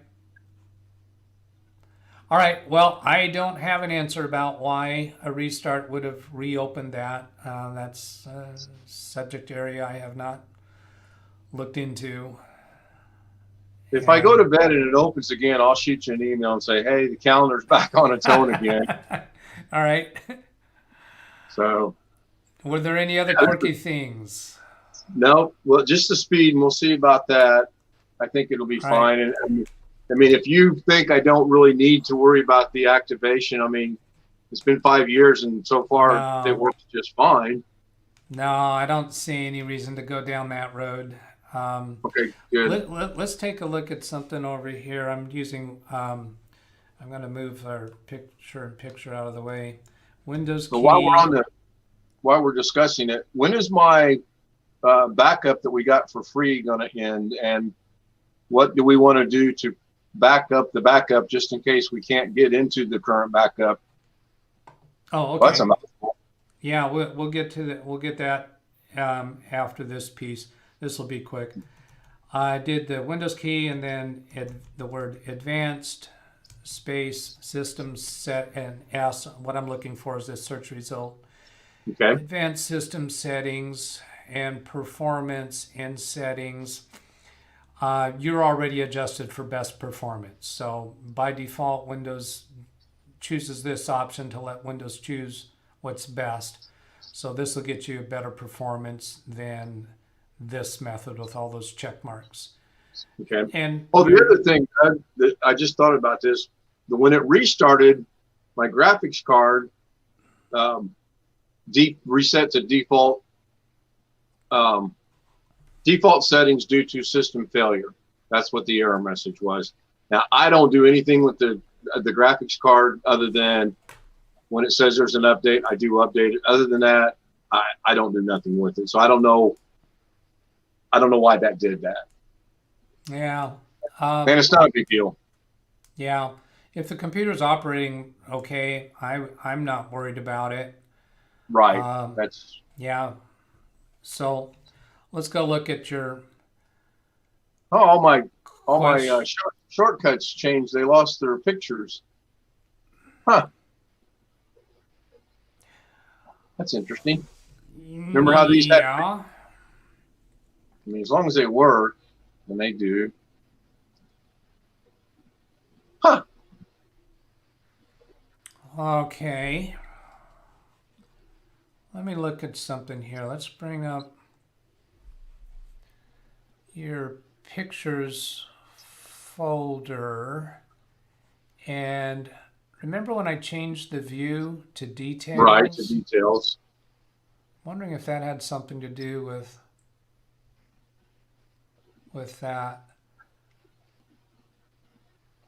So if I click on large icons, this feels like something somebody in chat's going to know about. Yeah. Chat's pretty smart. Yeah. Yeah, see, we're not seeing any of these here. That sounds to me like a performance thing. So I'm going to go back to the Windows key, Advanced System Settings, Enter, go to Settings, change this to Let Windows, because that sounds like something that should slow down the computer. came right back. Yeah. See, all of that extra fluff should slow a computer down. You're making the computer do extra work for it to display Right. all of those images. So, but when I first went into that advanced system settings, it was set on best performance. Right. Although maybe there was one or two check boxes that were selected because I clicked back and forth. So Right. maybe there was whatever checkboxes in here controls that. Maybe it was clicked on best performance plus that checkbox. Although in that case, it should have said custom. Custom. Right. Yeah, I don't know. See, Okay, that's now good.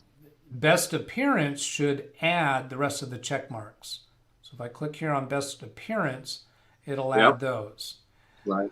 But Windows deciding what's best for your computer means that Windows is saying these two settings are too demanding for your computer. Or it's saying in I don't need Microsoft's, shadows under the mouse pointer. yeah, so big deal.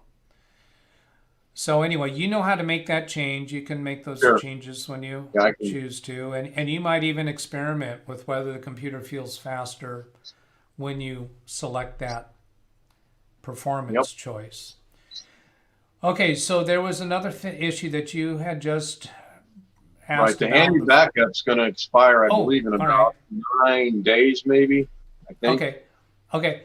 That should just automatically change to a free mode, a Right. free That's what version. you were thinking. Yeah. So let's go have a look at that. I don't remember. Do you initiate backups manually, or do we have them scheduled, or what? Well, I don't want to incriminate myself again. I've done the one backup that we've done. I I'm see. working on it. Didn't I just I really need to do it, but I think didn't I I need to just just. launch it? I thought you did. Well, I'm pretty sure you did. Try again. So what's a good rule of thumb for backups? Weekly, monthly? I don't run a business, so I don't need to do daily. Yeah. What circumstances would make you panic? Meaning, if you walk up to your computer one day and find that it won't work, and you're thinking, oh my gosh, I wonder if that project that I did yesterday is backed up or not. Is that going to throw you into a state of panic? That's a highly personal question. I can't Sure. tell you what's right for you. Some of my clients, it's absolutely superfluous and irrelevant for them to have a backup program because all their data is backed up in the cloud. Right. So if that's not your case, then you don't need that. So that still did not launch. I've seen that. So let's go through the menu system.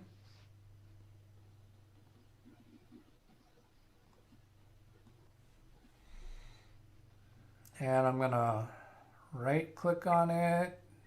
Does it let me launch as administrator here? Yeah, run as administrator. Answer yes. We've been getting this splash screen for handy backup, and then it just goes away. We've got, it looks like, yeah, we've been getting a presence in the system tray for it. Now I know there's people in chat that want us to display everything that's in the system tray. Is that okay with you? Oh, that's fine. Yeah. Select which icons appear on the taskbar and then click on, and that makes them all show up over here. So I didn't describe the keystrokes to doing that or the steps. It's just come down to the taskbar anywhere along here, right click and choose taskbar settings, and then come down to select which icons appear on the taskbar, click on that, and there's this switch here to turn it on or off. Okay. It looks like the backup went away. And you have OneDrive. Yeah, that was an accident. All right, that's not enthusiastic. I haven't Why? figured out the use for it yet, and it really messes me up with my pictures. Oh, okay. Oh, that could be. So you don't want it backing up your pictures folder if you're using editing programs and it's trying to constantly synchronize those. So let's just go into settings here and go over here to backup tab and then manage backup.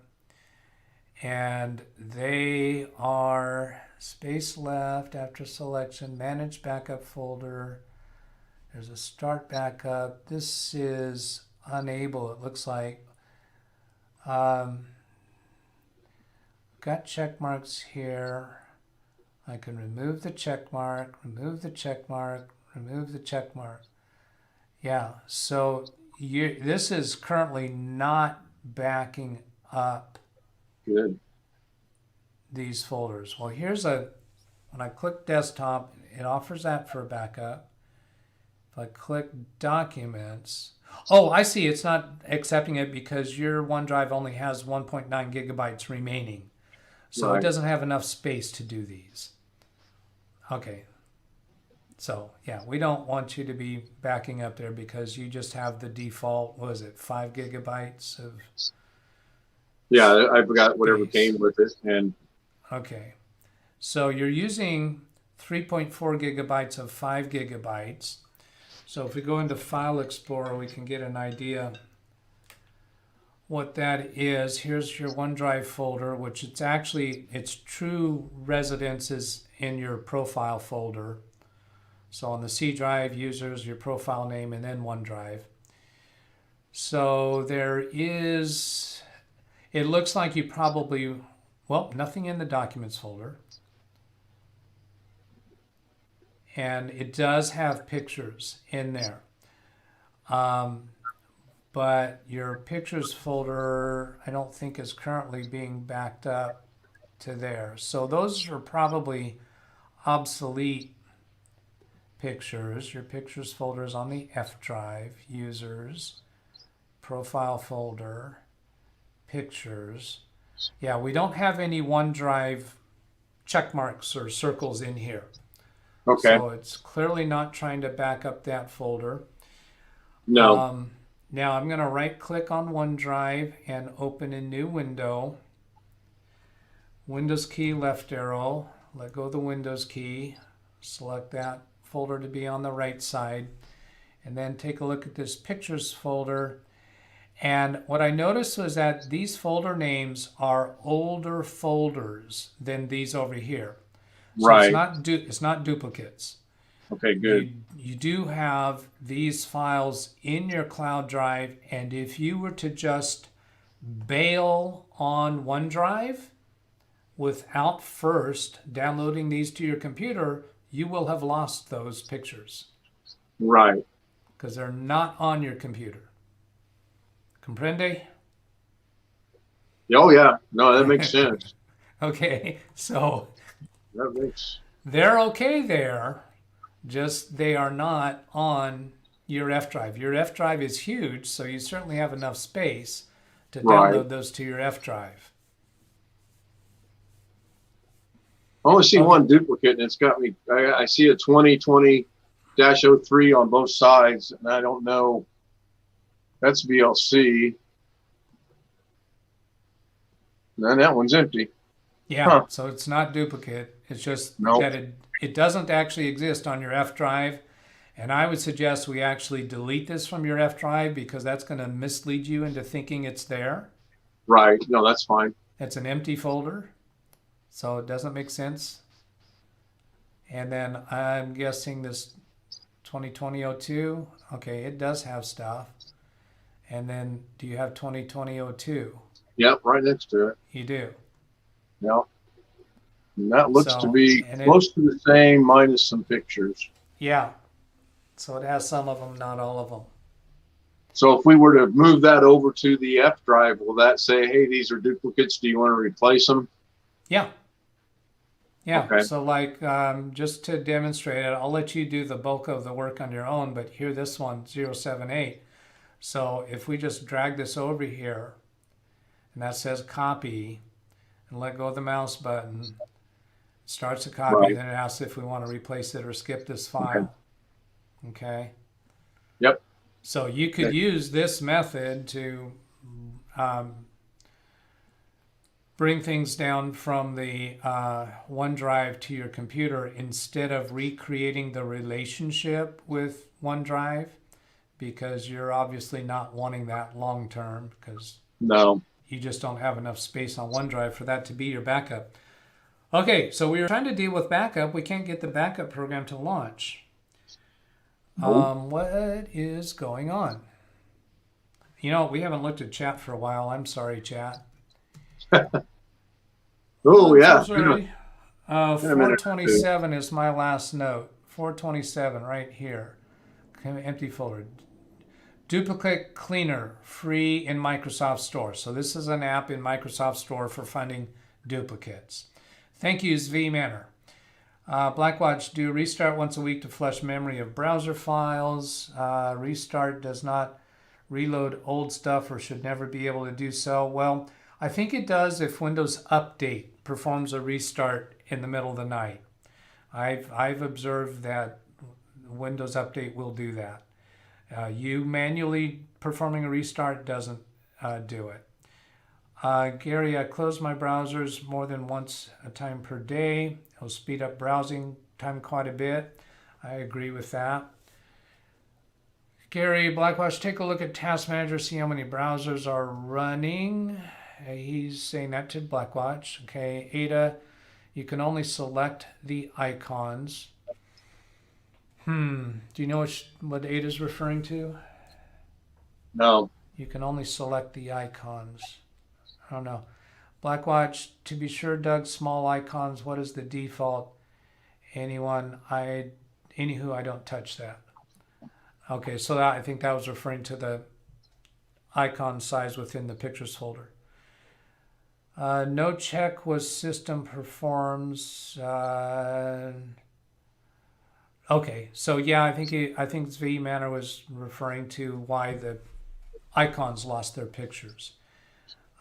It was due to system performance. Blackwatch, let Acronis do the walking so you don't need to do the talking. Once set, no more worries. Again, Acronis is not free, so that would be a reason against it. Check in Task Manager. And yeah, we're too late to know for sure what he's referring to there. Oh, I think that was between Blackwatch and Zvi. Gary, see Edge and Chrome running. I have 26 instances running with a total of 2 tabs. Yeah, this whole thing when you going into Task Manager and seeing how much Google Chrome stuff is there, it's really kind of insane, and even more insane when you do it with Process Monitor from sysinternals. And also there's actually there is a task manager within Google Chrome itself. Really? I wonder, yeah, where can I remember how to get to that? There's an actual task manager from within Google Chrome. So Control-Shift-Escape gets to the Windows Task Manager, and there's some similar sequence. How about Shift-Escape from Google Chrome? Control-Escape. No. There is some Windows Escape. No. Yeah, I'm not finding what that is, but there is a task manager specifically for Google Chrome. All right. Task Manager, Google Chrome. To open Chrome's Task Manager, click the More button, 3 dots, hover over More Tools and Task Manager. So here's the More menu. I call it Kebab menu. And then Task Manager more, but over more tools, and then Oh, Task Manager. Oh, Shift Escape. So that's the keyboard equivalent, is Shift Escape. So Control Shift Escape gets Windows Task Manager. Shift Escape gets Chrome Task Manager. So now I'm just doing Shift Escape. Here, this is Task Manager for Google Chrome.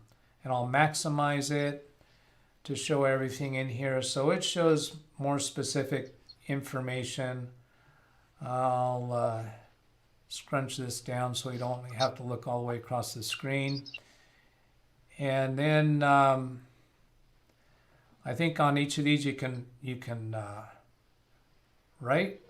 No, there's an end process in the bottom right corner. Oh, so right click allows us to choose other columns. Like CPU time, that should add another column called CPU time. So that's showing how much time the CPU is spending on any of these tasks. So these aren't necessarily tabs. So they have actually identified the tabs. Here's a particular tab, here's a tab, here's a tab. But there's other processes running besides tabs, because I don't think we have that many tabs open. So these utility network service, storage service, audio service, and so on. So I think LastPass is running in the background because it's not active right now. Yeah, is LastPass on here? Second from the bottom. Second from the bottom. Yeah. So because that is something that's running right now. So the extensions should be reflected in here. Okay. So it gives you a bit of a handle on what is slowing down your Google Chrome. All right, closing out of this, we still haven't dealt with Handy backup. handy backup. Okay, so let's do Task Manager for Windows and see if there's handy backup running as a task anywhere. Or a process. Coming down to handy backup, alphabetically.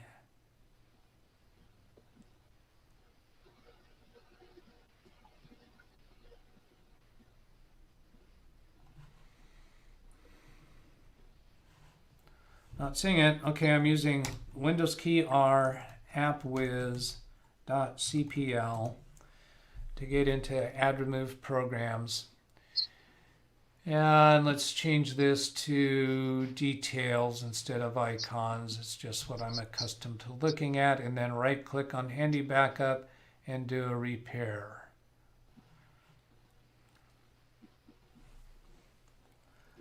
So that was installed May 9th. Today is June 9th. June 10th. Maybe that's why. I meant to say June 10th, yeah. But it should give us some kind of a message saying it's expired or something. The path. That's what I would think.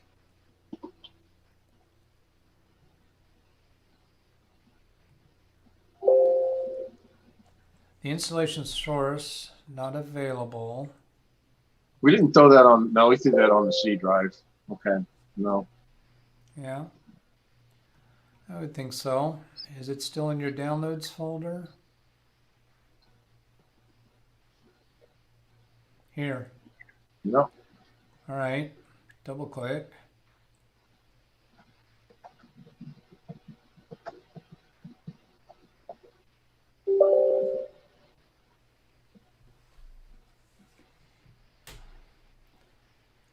Change recommended installation settings. Let's take a look at that. That's just 64-bit default path.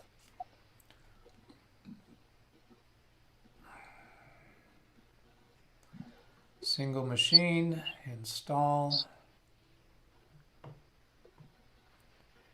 Run handy backup, email for trial version. So we don't put in any email address. It should get us to their free version. And it is possible they've discontinued the free version.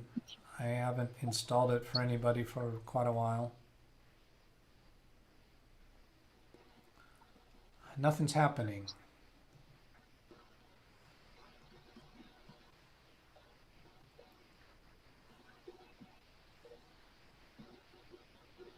All right, that tells me that we're due for a reboot.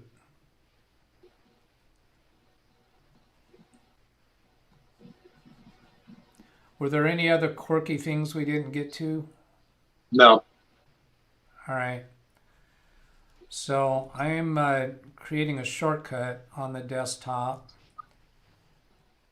to that handy backup. It's quite possible when we restart the computer it just may work, meaning being able to launch handy backup. So we're going to lose the Zoom session. The remote connection will reestablish. And let's see, do you have, you're connected in Zoom on the browser right now, but you do have the Zoom app. So when the computer restarts, my remote connection will automatically pick up, and I will go ahead and initiate the Zoom connection. Let's take a look at chat. Check Task Manager, see if it's back up running. Exactly right. And then Rick Hubbard. Hello, Rick. Wintermute, 3 dots, more tools, Task Manager. So Wintermute was giving us the way to get to the Task Manager in Google. Blackwatch asking Rick, how is the UK today? All right, so I'm going to close that chat and then restart your computer, and we'll see you back in a couple minutes. Sounds good. We'll get I just interrupted him mid-sentence, huh? All right, so you see my head chopped off. I'm just going to let you live with that. Let's see, where's my next implementation of chat? Over here.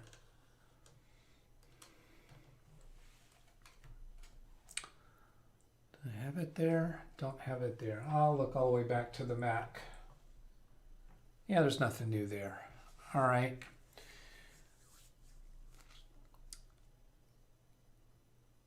So my understanding with the questions and the fans of Acronis is that Acronis used to be free for individuals, and then sometime, I think during the last year, they discontinued that. I'm not totally happy with Handy Backup. I rarely use it, but it was just a quick and easy way to go for Ken. But I do like it. It natively, by default, does backups in native format. So it's very easy to copy and drag. You don't have to actually run a restore procedure. And join a meeting, and let's see, that's remote support. We don't need reconnecting to rescue. And then here we'll pick Doug's personal meeting and KNL, join, put in the meeting passcode, and join meeting and join with video. And audio. Hers was yesterday. Well, thank you. Tell her happy later for me, please. Okay, and I'm going to mute his microphone because he's out. There he's back. You're back with us now? I'm back. All right. I heard you were talking to somebody else, so I went to mute your microphone. My neighbor. Yeah, so see here now you've got this. Since we're using the Zoom app on your computer instead of Zoom through the browser, right? You've got this minimized Zoom window, and then I drag it down behind the Zoom thumbnail that I'm broadcasting onto YouTube. Okay, neat. So then we can minimize the chat for the remote connection and then see if Handy Backup will launch. So clicking on that icon, pressing Enter key, got the splash screen.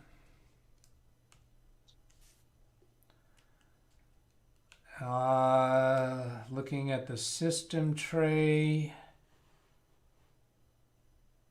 Oh, that's it right there. Has it been launching into the system tray all along? Oh, but it disappeared. Right, it launches, but then it goes away. And then I don't know if that second shortcut you made is going to work or not. It's got the little admin badge on it. That's just for launching the installation. Oh, okay.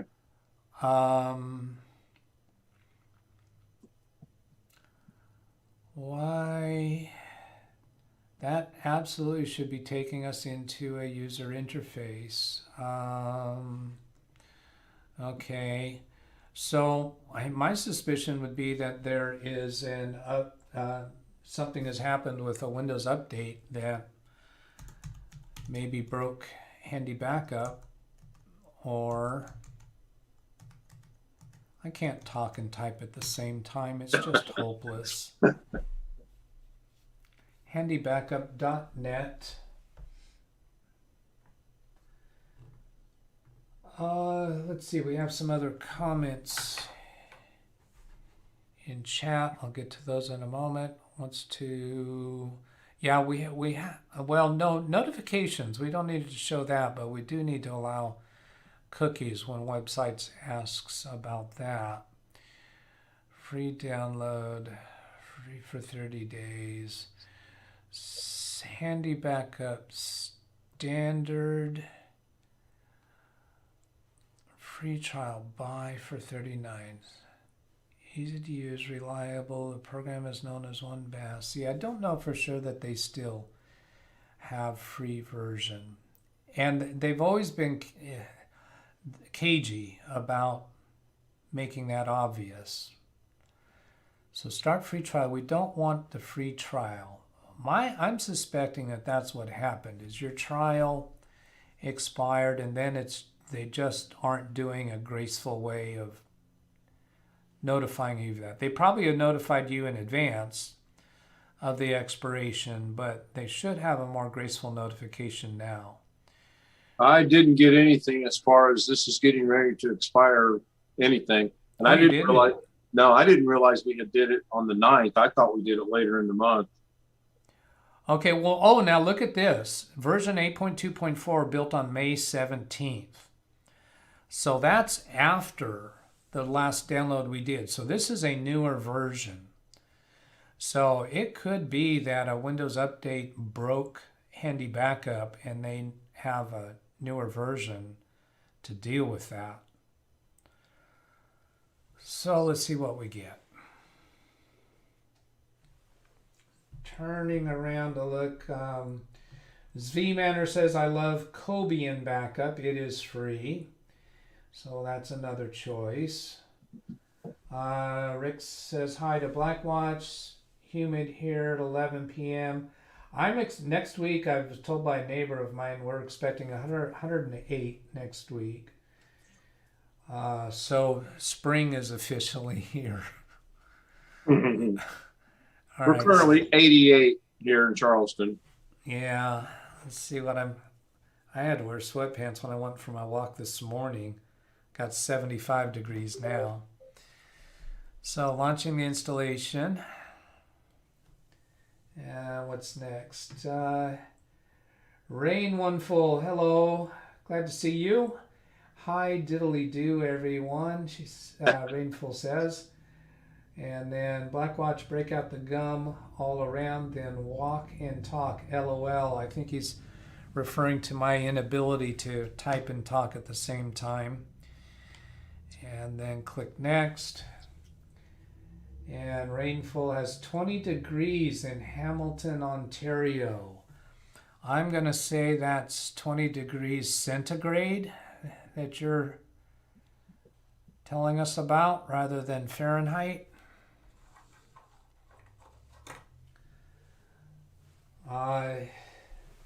Rainful might very well reply to me, of course it's centigrade. We don't use degrees here. Or we don't use Fahrenheit, I should say. So I don't remember if we did an email address for your... I don't think we did. I don't think we did. My inclination would be not to, and the finish button is available.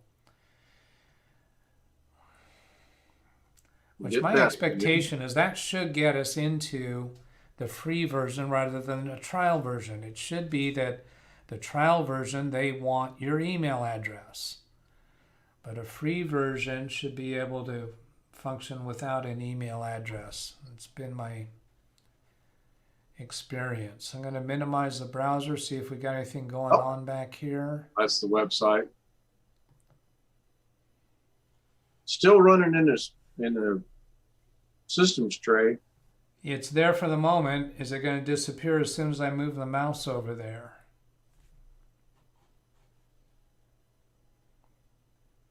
Yep. Well, I'd have to say that this is a nail in the coffin for handy backup. The question that I have is, I probably need to get a backup program, do a clean backup, because right now there's no way to access the one from Handy Backup, is there? Yes, because Handy Backup did a native file system backup, so you can just do copy and drag from that backup drive. That was a externally connected backup drive, right? Yes. Yeah. So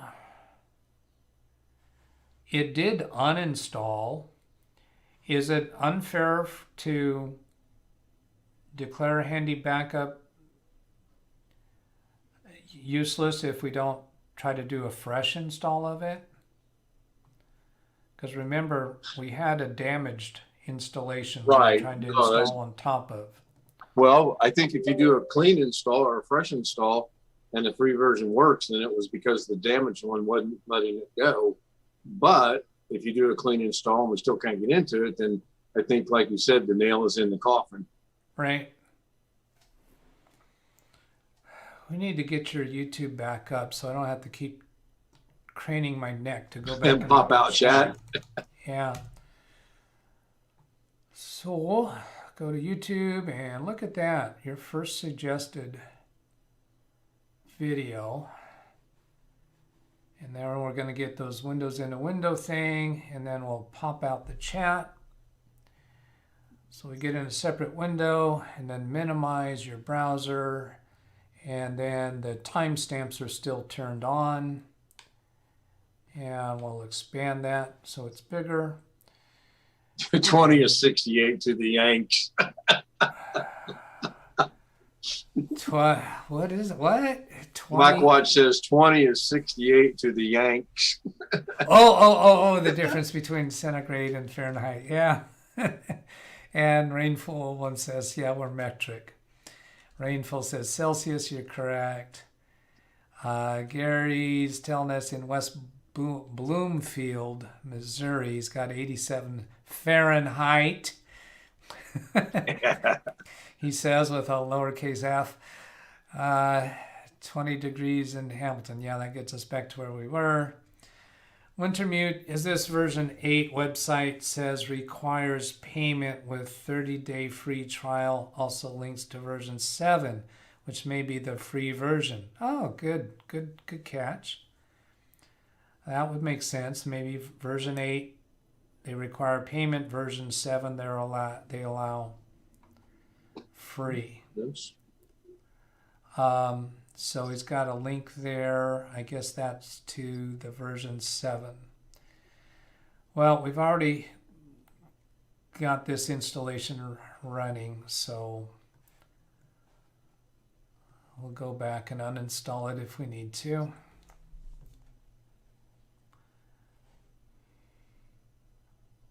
That didn't go away. Well, not yet. I think it takes a minute before it goes away. I think it still probably will. So I'm going to Windows key D to minimize everything, then Alt Tab just to bring the chat back. And yes, it went away. So go back to App Wizard, uninstall. Right there. Not there. So it didn't even install. Yeah. There it is. There it is. Oh, Yep. there it is. There it is. Yep. All right, so I was just doing a refresh to get it back.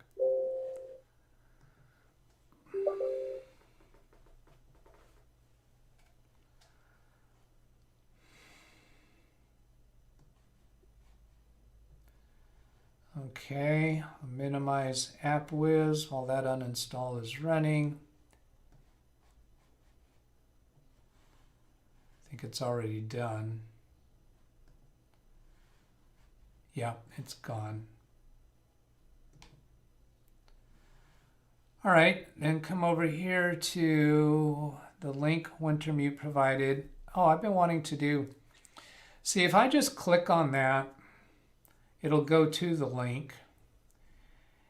If I want to copy that, I believe it's Shift and then right click on it and copy link address.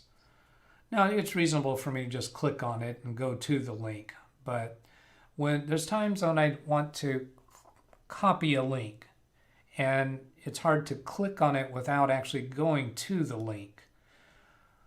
And I don't think what I did there was actually it. Okay, so shift and drag across a link will allow me to select it. Control C for copy, go to new tab, Control V for paste. But that actually copied with the dots. So that literally copied what was displaying in chat, which is not what was going to work for us. So that was all pointless. Let me go in here to chat and just click on the link. That should take us, open it into your default browser. Now, so that's download Handy Backup 8, and over here is download 7.22. Yeah, here, upgrading version 7 to version 8 requires payment. The download file is common for all versions Handy Backup. So I think he got us pointed down the right path. So here's 7.22 in the bottom left corner, downloading. And almost done. Alt-Tab to bring chat back.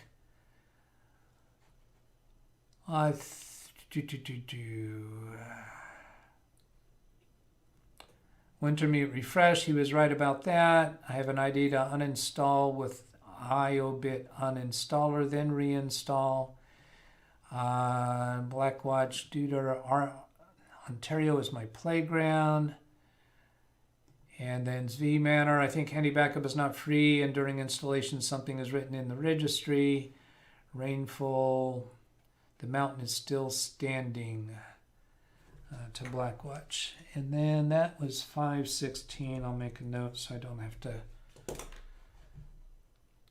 reread stuff we've already gone through. So here's the Handy Backup 7.2. Single left click, opening, answer yes to user account control. Setup guide will guide you through. Next. License agreement. I'm just scrolling through to see if the word free jumps out anywhere. No. Clicking agree. Oh, install home standard, home professional, or small server to a single server PC or server. Alternately, Handy Backup network. No. Network agent. No. Yeah, so that's clearly the one we want. Can select a destination folder, accepting the default, and then click install. Drag this over to the right a bit. Alt-Tab to bring chat back up.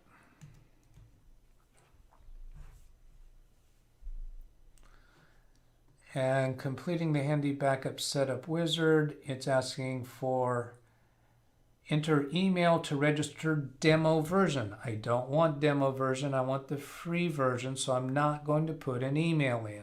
Right. We don't need to see the README file. And then click finish. So this should get us into the free version, not a demo version. Looking at the system tray, haven't seen anything show up. Windows key D to minimize everything. And there's probably a handy backup icon somewhere. I'm going to click on any icon and then type the letter H. That'll take me to any icon. There it is. That begins with an H. So just for anyone who isn't aware of that, I can keep pressing H's all day long and it'll just jump around to all the icons that begin with the letter H. That's real useful when you walk up to somebody else's computer and they have a ton of icons on their desktop. Okay, so private networks, yes. Allow access, yes. This is a Windows firewall prompt. Trial period. Using handy backup, trial period 29 days. Enter your registration number. Continue to use in the test mode. Enter your registration number. Continue to use in the test mode. Test mode isn't the same word as a trial mode. Nope. Now, in the past, I started with Handy Backup at version 6.0. And when you first installed it, it automatically installed in a trial mode. At the end of 30 days, it offered you to purchase. If you didn't purchase, it would automatically convert to free mode. But there was never an upfront declaration that that's what it was going to do. Right. That's how it behaved. So, we're not going to buy now. We're not going to enter a registration number. But this piece about continue in the test mode. Well, that's the only thing we can click on that is at all palatable. Right. So that must be synonymous with trial period. Clicking this X should cancel the launch. Yeah, I'm going to click it. It didn't. Did you see that? I see that. Clicking that X did not cancel the launch. Ah, that's interesting. That's different. And it looks like it gave us another 29 days trial period too. Now, actually, it doesn't say trial will expire in 29 days. It says unregistered version will expire 29 days. Right. Not sure what they mean by that. So, backup. So, what were we backing up? All my pictures. Yeah, so what to back up? This isn't even letting us select a drive letter. Your pictures are on the F drive. Can you double click on computer right there? It won't let you, will it? Oh, yeah, I bet that is. There we go. Yeah, that gives us what we want. So we can expand the F drive, go down to users, go down to your profile, and then put a check mark in pictures. Then we can also expand the C drive. Scroll down to users. Select your profile there and select documents, desktop, favorites. My documents, I think, is legacy. I don't think there's anything in there.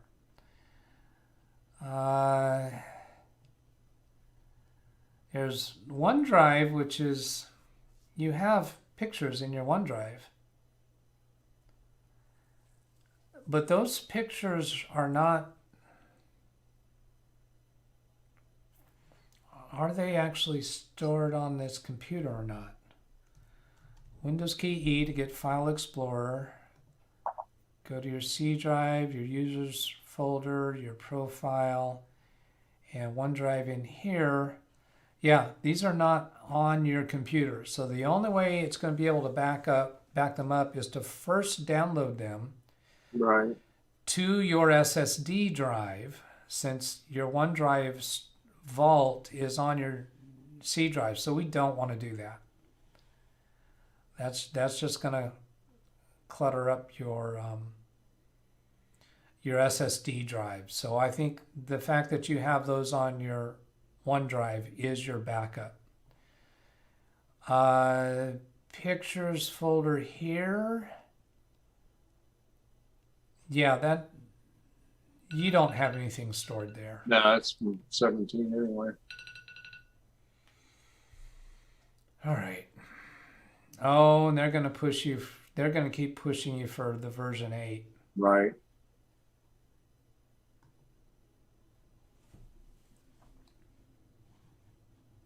All right. Data added to back. What happened to the ones we added already? When that pop-up came in, as soon as you closed it, everything went away.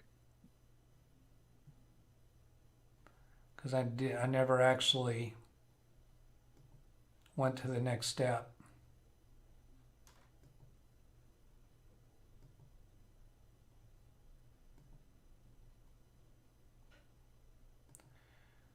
Okay, pictures there. I'm going to go ahead and click OK to get that locked in. Okay, so there we have that added. Now, let's see. If we go here, that's showing us all of that. Collapse this, and then double click on computer. Expand that, C drive, users, K&L, desktop, documents, favorites. I'm going to assume you don't want to back up downloads. No. I don't think. Grab that music one though. I put 3 things in there. All right. And then the other one is Videos. videos. No. Okay. So that adds those. So here it's showing each of those folders on a separate line and the F drive on a separate line. Next. Now it's asking for backup storage. Is your backup drive connected? I've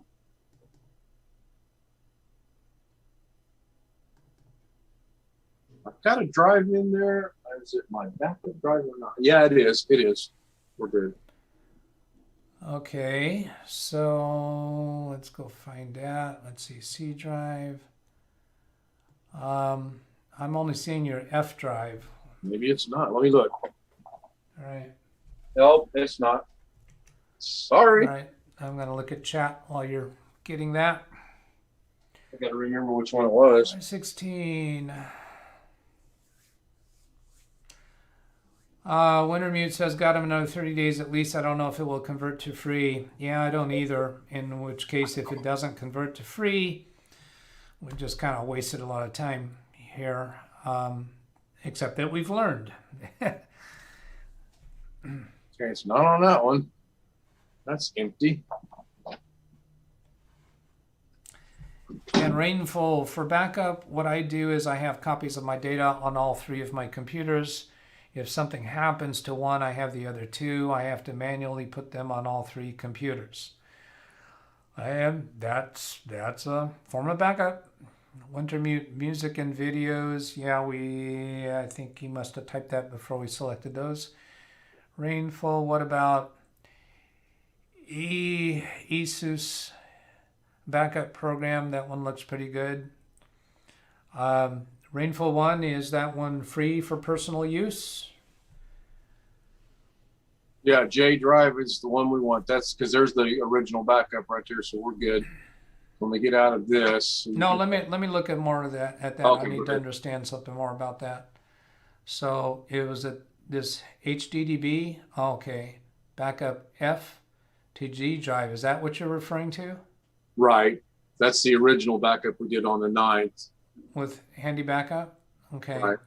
So then we drill down to here, backup files. Okay. And there's more than what we've selected in there with program files backed up.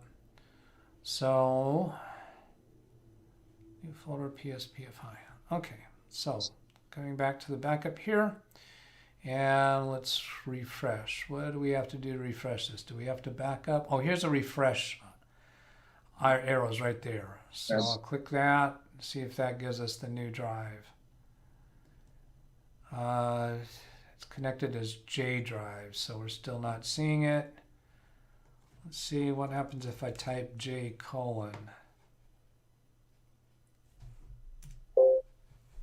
Nope. Double click computer. Nope. So let's click the back button. And then click next. Still don't have J drive. That's weird.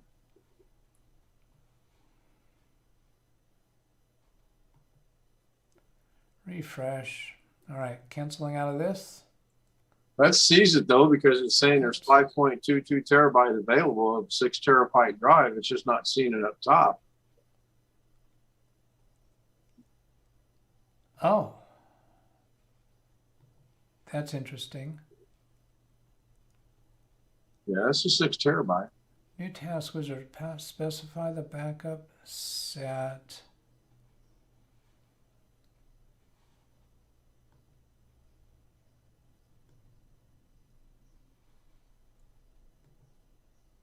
There's all those backup folders. So then next, J.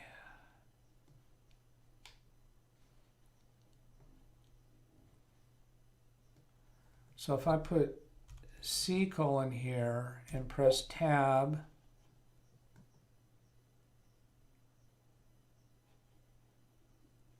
What is find next? those numbers didn't change. Yeah, they're Oh, good. okay, I gotta do the refresh. So if I say J colon and then click refresh, yeah, it's seeing it here. All right. So what if I just do next?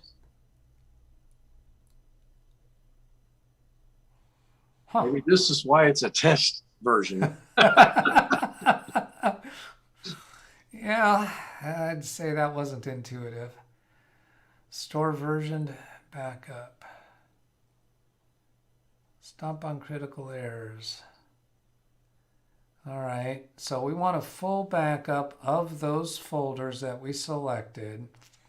We don't want to compress. If we compress, then you can't just do a simple drag to copy files over if you want to. And same thing if we were to encrypt. So by not selecting those, we get a native file format.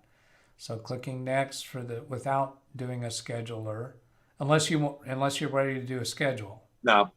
All right, so you do it when you choose to. And then click next, and then new task.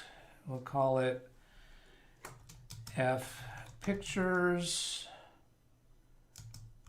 C, whoops, no, I can't do a colon as part of the name, I don't think. So C docs and vids and desktop. Favorites. I think that covers what we selected. Execute this task immediately. No. I'm removing that check mark. And then click finish. I think I clicked finish.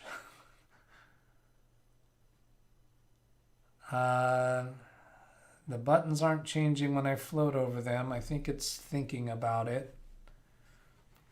Taking a look at chat. Rainfall says yes, and I think that means that it's free. Here's the link. Blue from Blackwatch. Blue needed to post links. Oh, Rainfall.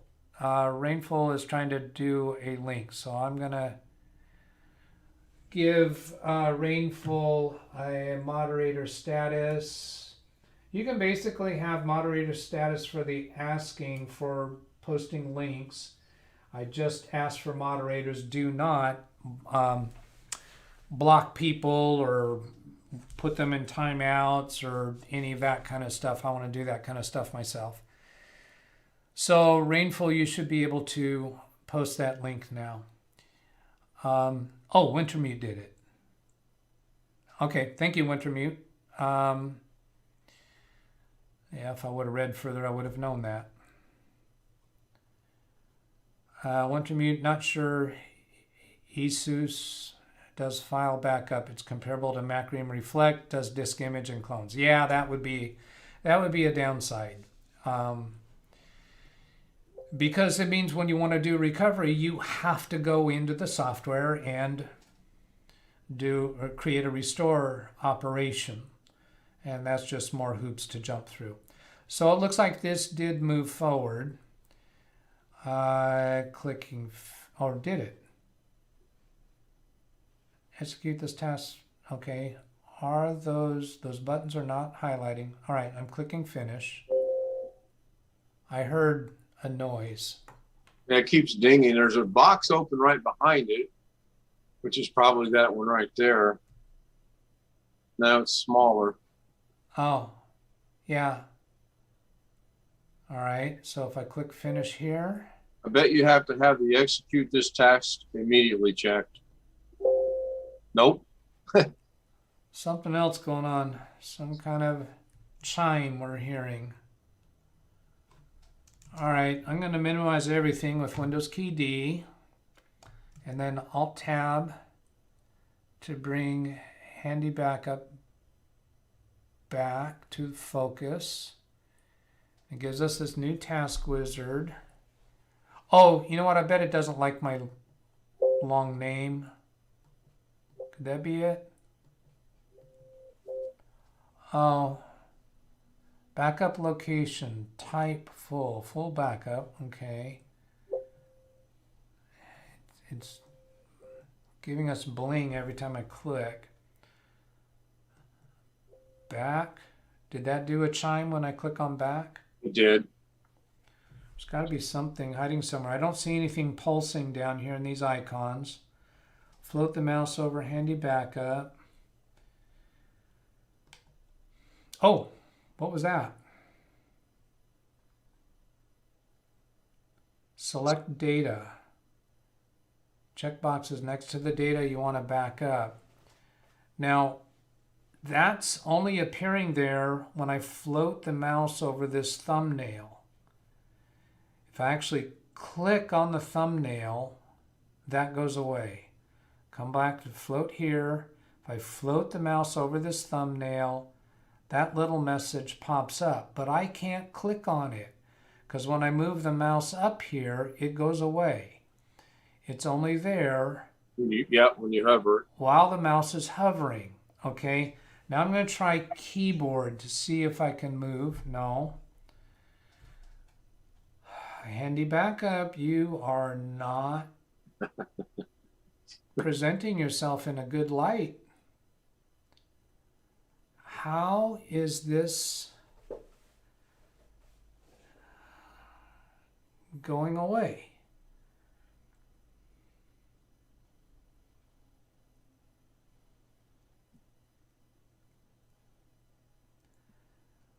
So the obvious thing to do is to bail on this and start over again. I just don't want to redo all those checkboxes. It's not going to let you do anything.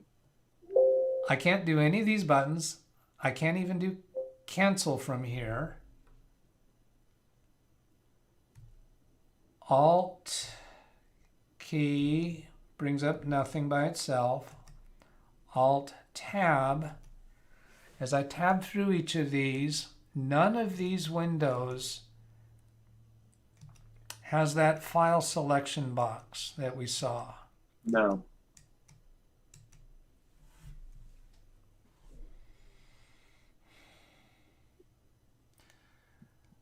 Right click on the icon on the taskbar, get these options.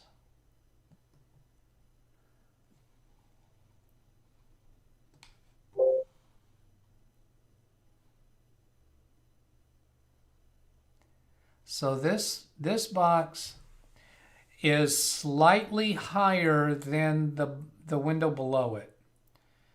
Do you see the upper left corner of this window where it says select data? Right. You can see that it's slightly higher than the window that's behind it.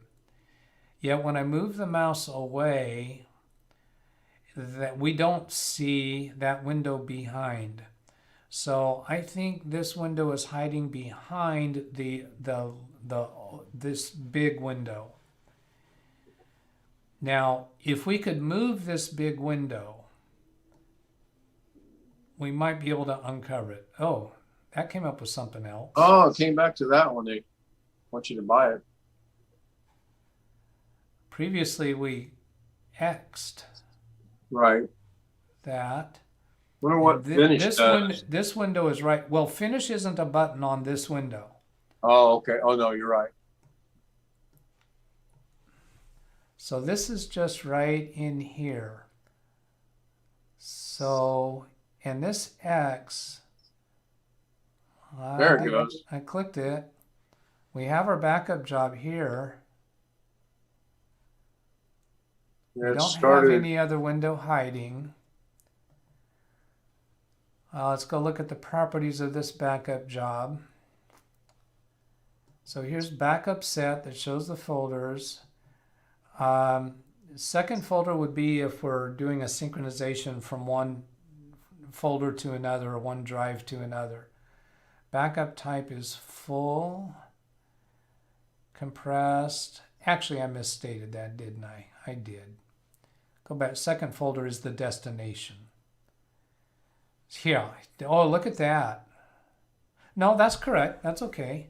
Yep, destination J drive. Oh, that name that I put in for the backup, it took that as a folder name.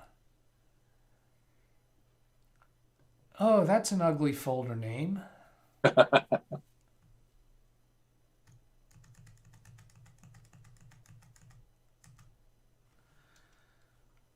Let's see. I don't want it to be the same name. Handy backups.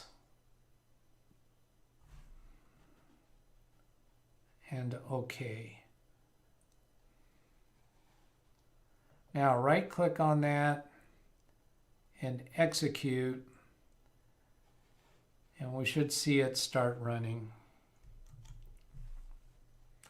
Come down here to the F drive, whoops, the J drive, and handy backups right here, and then here. And we actually see that in progress and backup files. This is where the actual files are showing up. So there's your desktop, and it's all full of shortcuts, of course. We can go look at documents, and we see it starting to populate. And we don't have the pictures folder yet because it hasn't got to that point. Right, and plus that's the biggest file that we're getting. Yeah, so that's off and running now. Ay, ya, caramba. Now, about registration, register, enter serial number, request for support, access, about handy backup. Handy backup 7, about registration, evaluation will expire. Yeah, it just doesn't give us a clue whether it will convert to a free version. And the version 6.0, I don't think it gave us a clue either. So we'll just have to find out. Let's see. Let's create a text document on your desktop. It's going to be really tiny. Backup alternatives, and then press enter to open that notepad document, then alt tab to bring chat back up, and we'll just paste some comments. Let's see, here's winter mute with ASUS and copy link address, and then Control V to paste that. And that was for ASUS, which does a backup similar to MacReam Reflect, meaning it doesn't do a native file format. ASUS will do everything from single file to entire drive, full differential, incremental. From BH Ringer, I don't remember saying hello to BH Ringer. Hello, I don't think I've seen you in chat today. Maybe you've been lurking. And William Dawson, I think also. I would say that program is not easy in any means of the word. Okay, I'll 6.0 was much easier, but I'll give you that. Z Manor says click on the blue X. I think we did that. Good. Blackwatch, but I think he figured that out before we did. To Ken, why do you keep ringing my doorbell and run away? Not cool, dude. He's referring to that chime I think we kept ringing. Yeah, if he only knew, my running days are way over. Uh-huh. Now, wasn't there another backup software somebody pointed out or recommended? I thought I remember another person that told us what they like.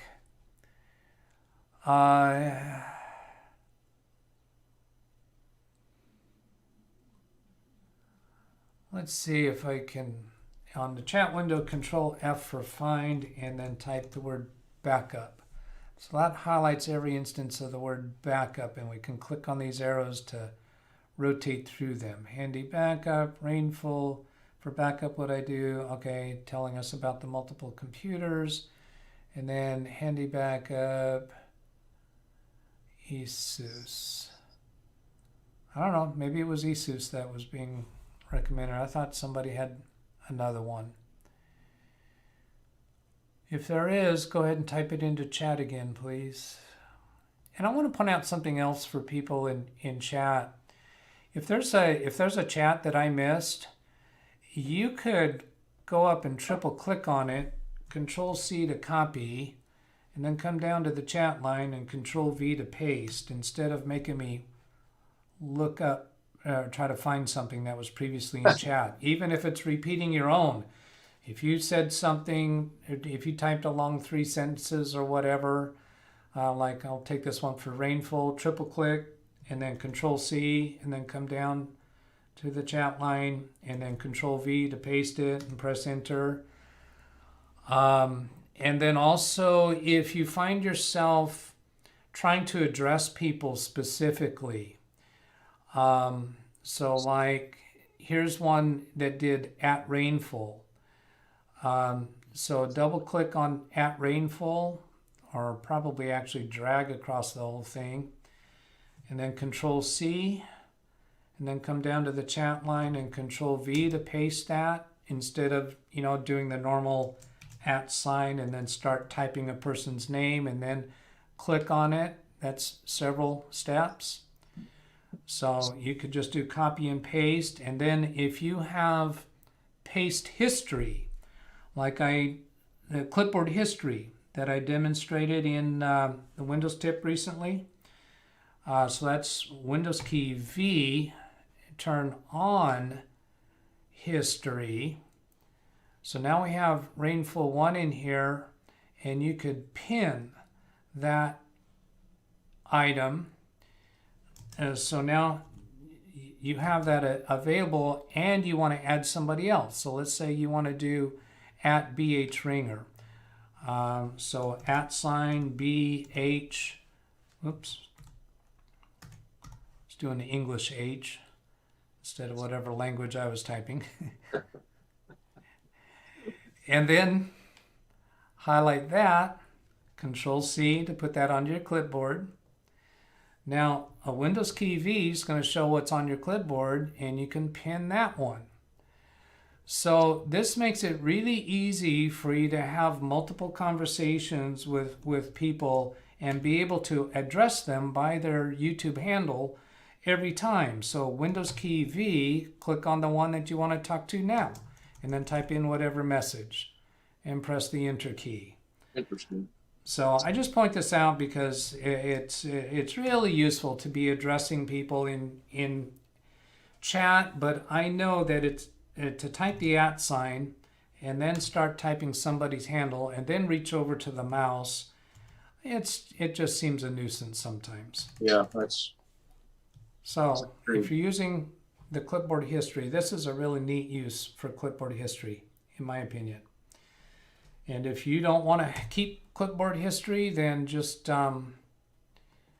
let's see, let's go to Windows key and type clipboard settings, clipboard settings, and you can go in here and turn clipboard history off if you don't want to keep that long term and you just want to use it during chat. There we are, being prompted to buy it again. Yeah, now what can we do about that? Can we? Probably nothing. I don't know. Sometimes. Let's see. Help. Is there a register via order handy backup, access configuration, request for support, help contents, tips? I think you're probably right that we can't turn it off. What there's a settings icon underneath all that though. I wonder if that, there you go. Log settings, email notification. Updates and prompts. Let's look at these things. Check for new version. I'm going to say never. Yeah. That was my routine with 6.0. I always set it for never to reduce the amount of nuisance prompts. Prompt on deleting task, that doesn't matter. Stopping task, log settings, client settings. Enable show splash screen, launch agent at Windows startup. No, you don't need the handy backup agent because that's going to be extra clutter running in the background. Right. You intend to launch backups manually. Enable tray notifications, no. Splash screen on program startup, no. Email notifications only work if you have the paid version. I know that. Don't need proxy, don't need logs settings.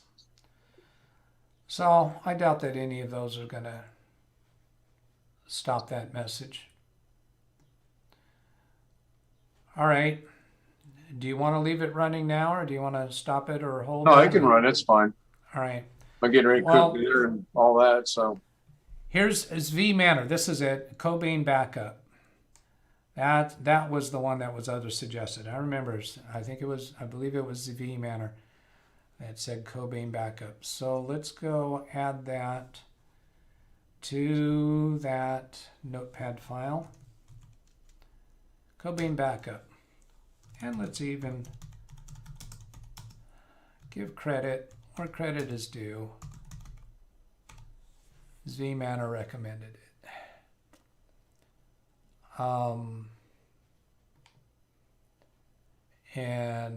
Let's see.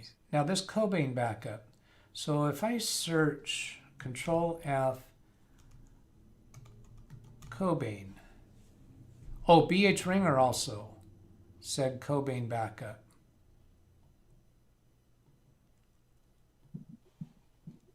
So let's and Cobain. Oops, I'm sorry, BH Ringer. BH Ringer. I'm not sure if vManner was actually recommending it or if Z was just informing me that's the other one I missed. And let's see, Asus. This was Asus up here. And I think that was Rain One Full.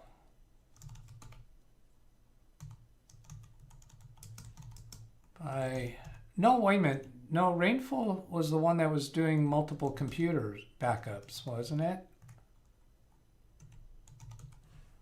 Now, I think she mentioned it, and then Wintermute's the one that gave you the link. Yeah. Rain Wonderful, I apologize if we refer to you occasionally in the female. Somehow Rain just sounds, it's close to a female name, but we don't really know that Rain Wonderful is female. So let's see. If I search Isus, there's Rainful One was the first. Okay. And BH Ringer also was telling us about it. So Rainful One and BH Ringer. So BH Ringer has spoken up regarding Cobain as well, but actually gave us information about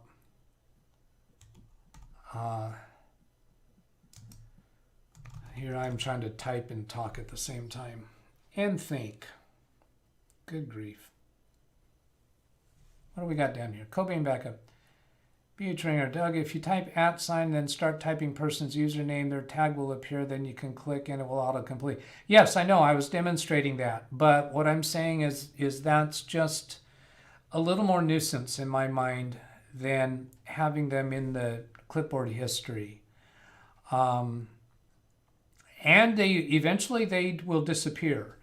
If you do @ and start typing somebody's YouTube handle that has not appeared in chat for a while, they won't show up, even if they're still watching. Let's see. But if you have them in the paste in your clipboard history, you can still type. You can still select it from there. And then Wintermute says file history in Windows 10 will do file backups. Also, there is sync back free. Since we're collecting, so Control C, sync back free. Right click on this link and copy link address, and then we'll say right click on Wintermute. Now right click on a username in here doesn't work, but I can drag across. Can I double click? Yeah, double click works, and then Control C.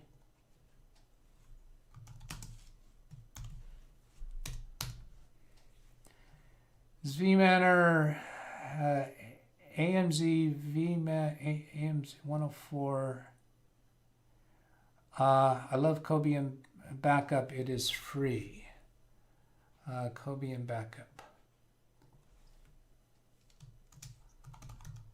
Love it. It is free.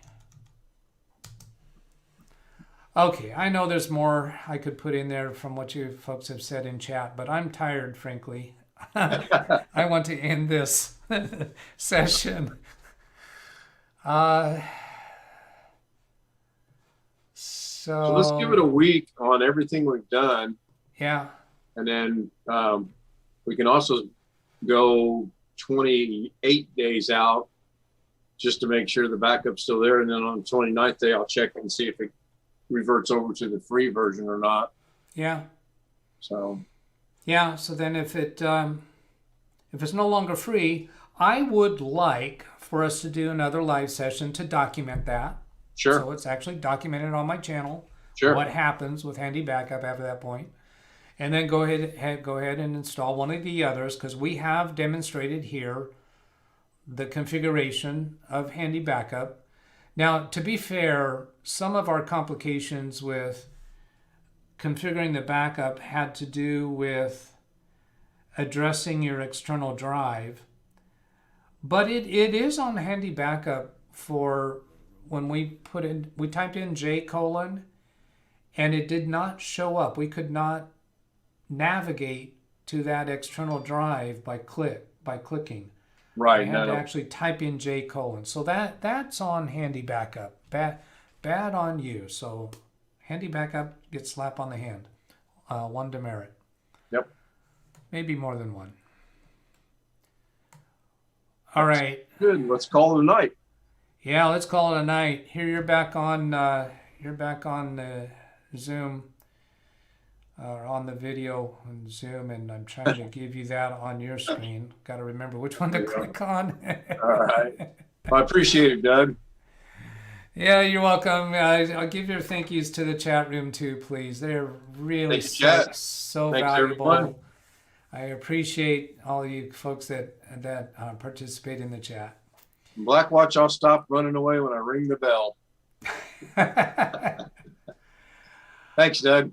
All right, you're welcome. Good night, everybody. Clicking you out of Zoom. Bye-bye. Okay, and then come over here to this screen, and got the email address on the screen if you'd like to do a remote session with me for anything that you're interested in. Either you want help with an issue, or you'd like to document something on YouTube of something you see, or even if you want to show us some of your favorite stuff within Windows. I have plenty of room to do more live sessions. The only reason I haven't been doing more live sessions recently is I haven't had the requests. So if you want to come in, then do that. And that's all for this session. Thank you for being with us. Have a great day. Catch you later. Goodbye.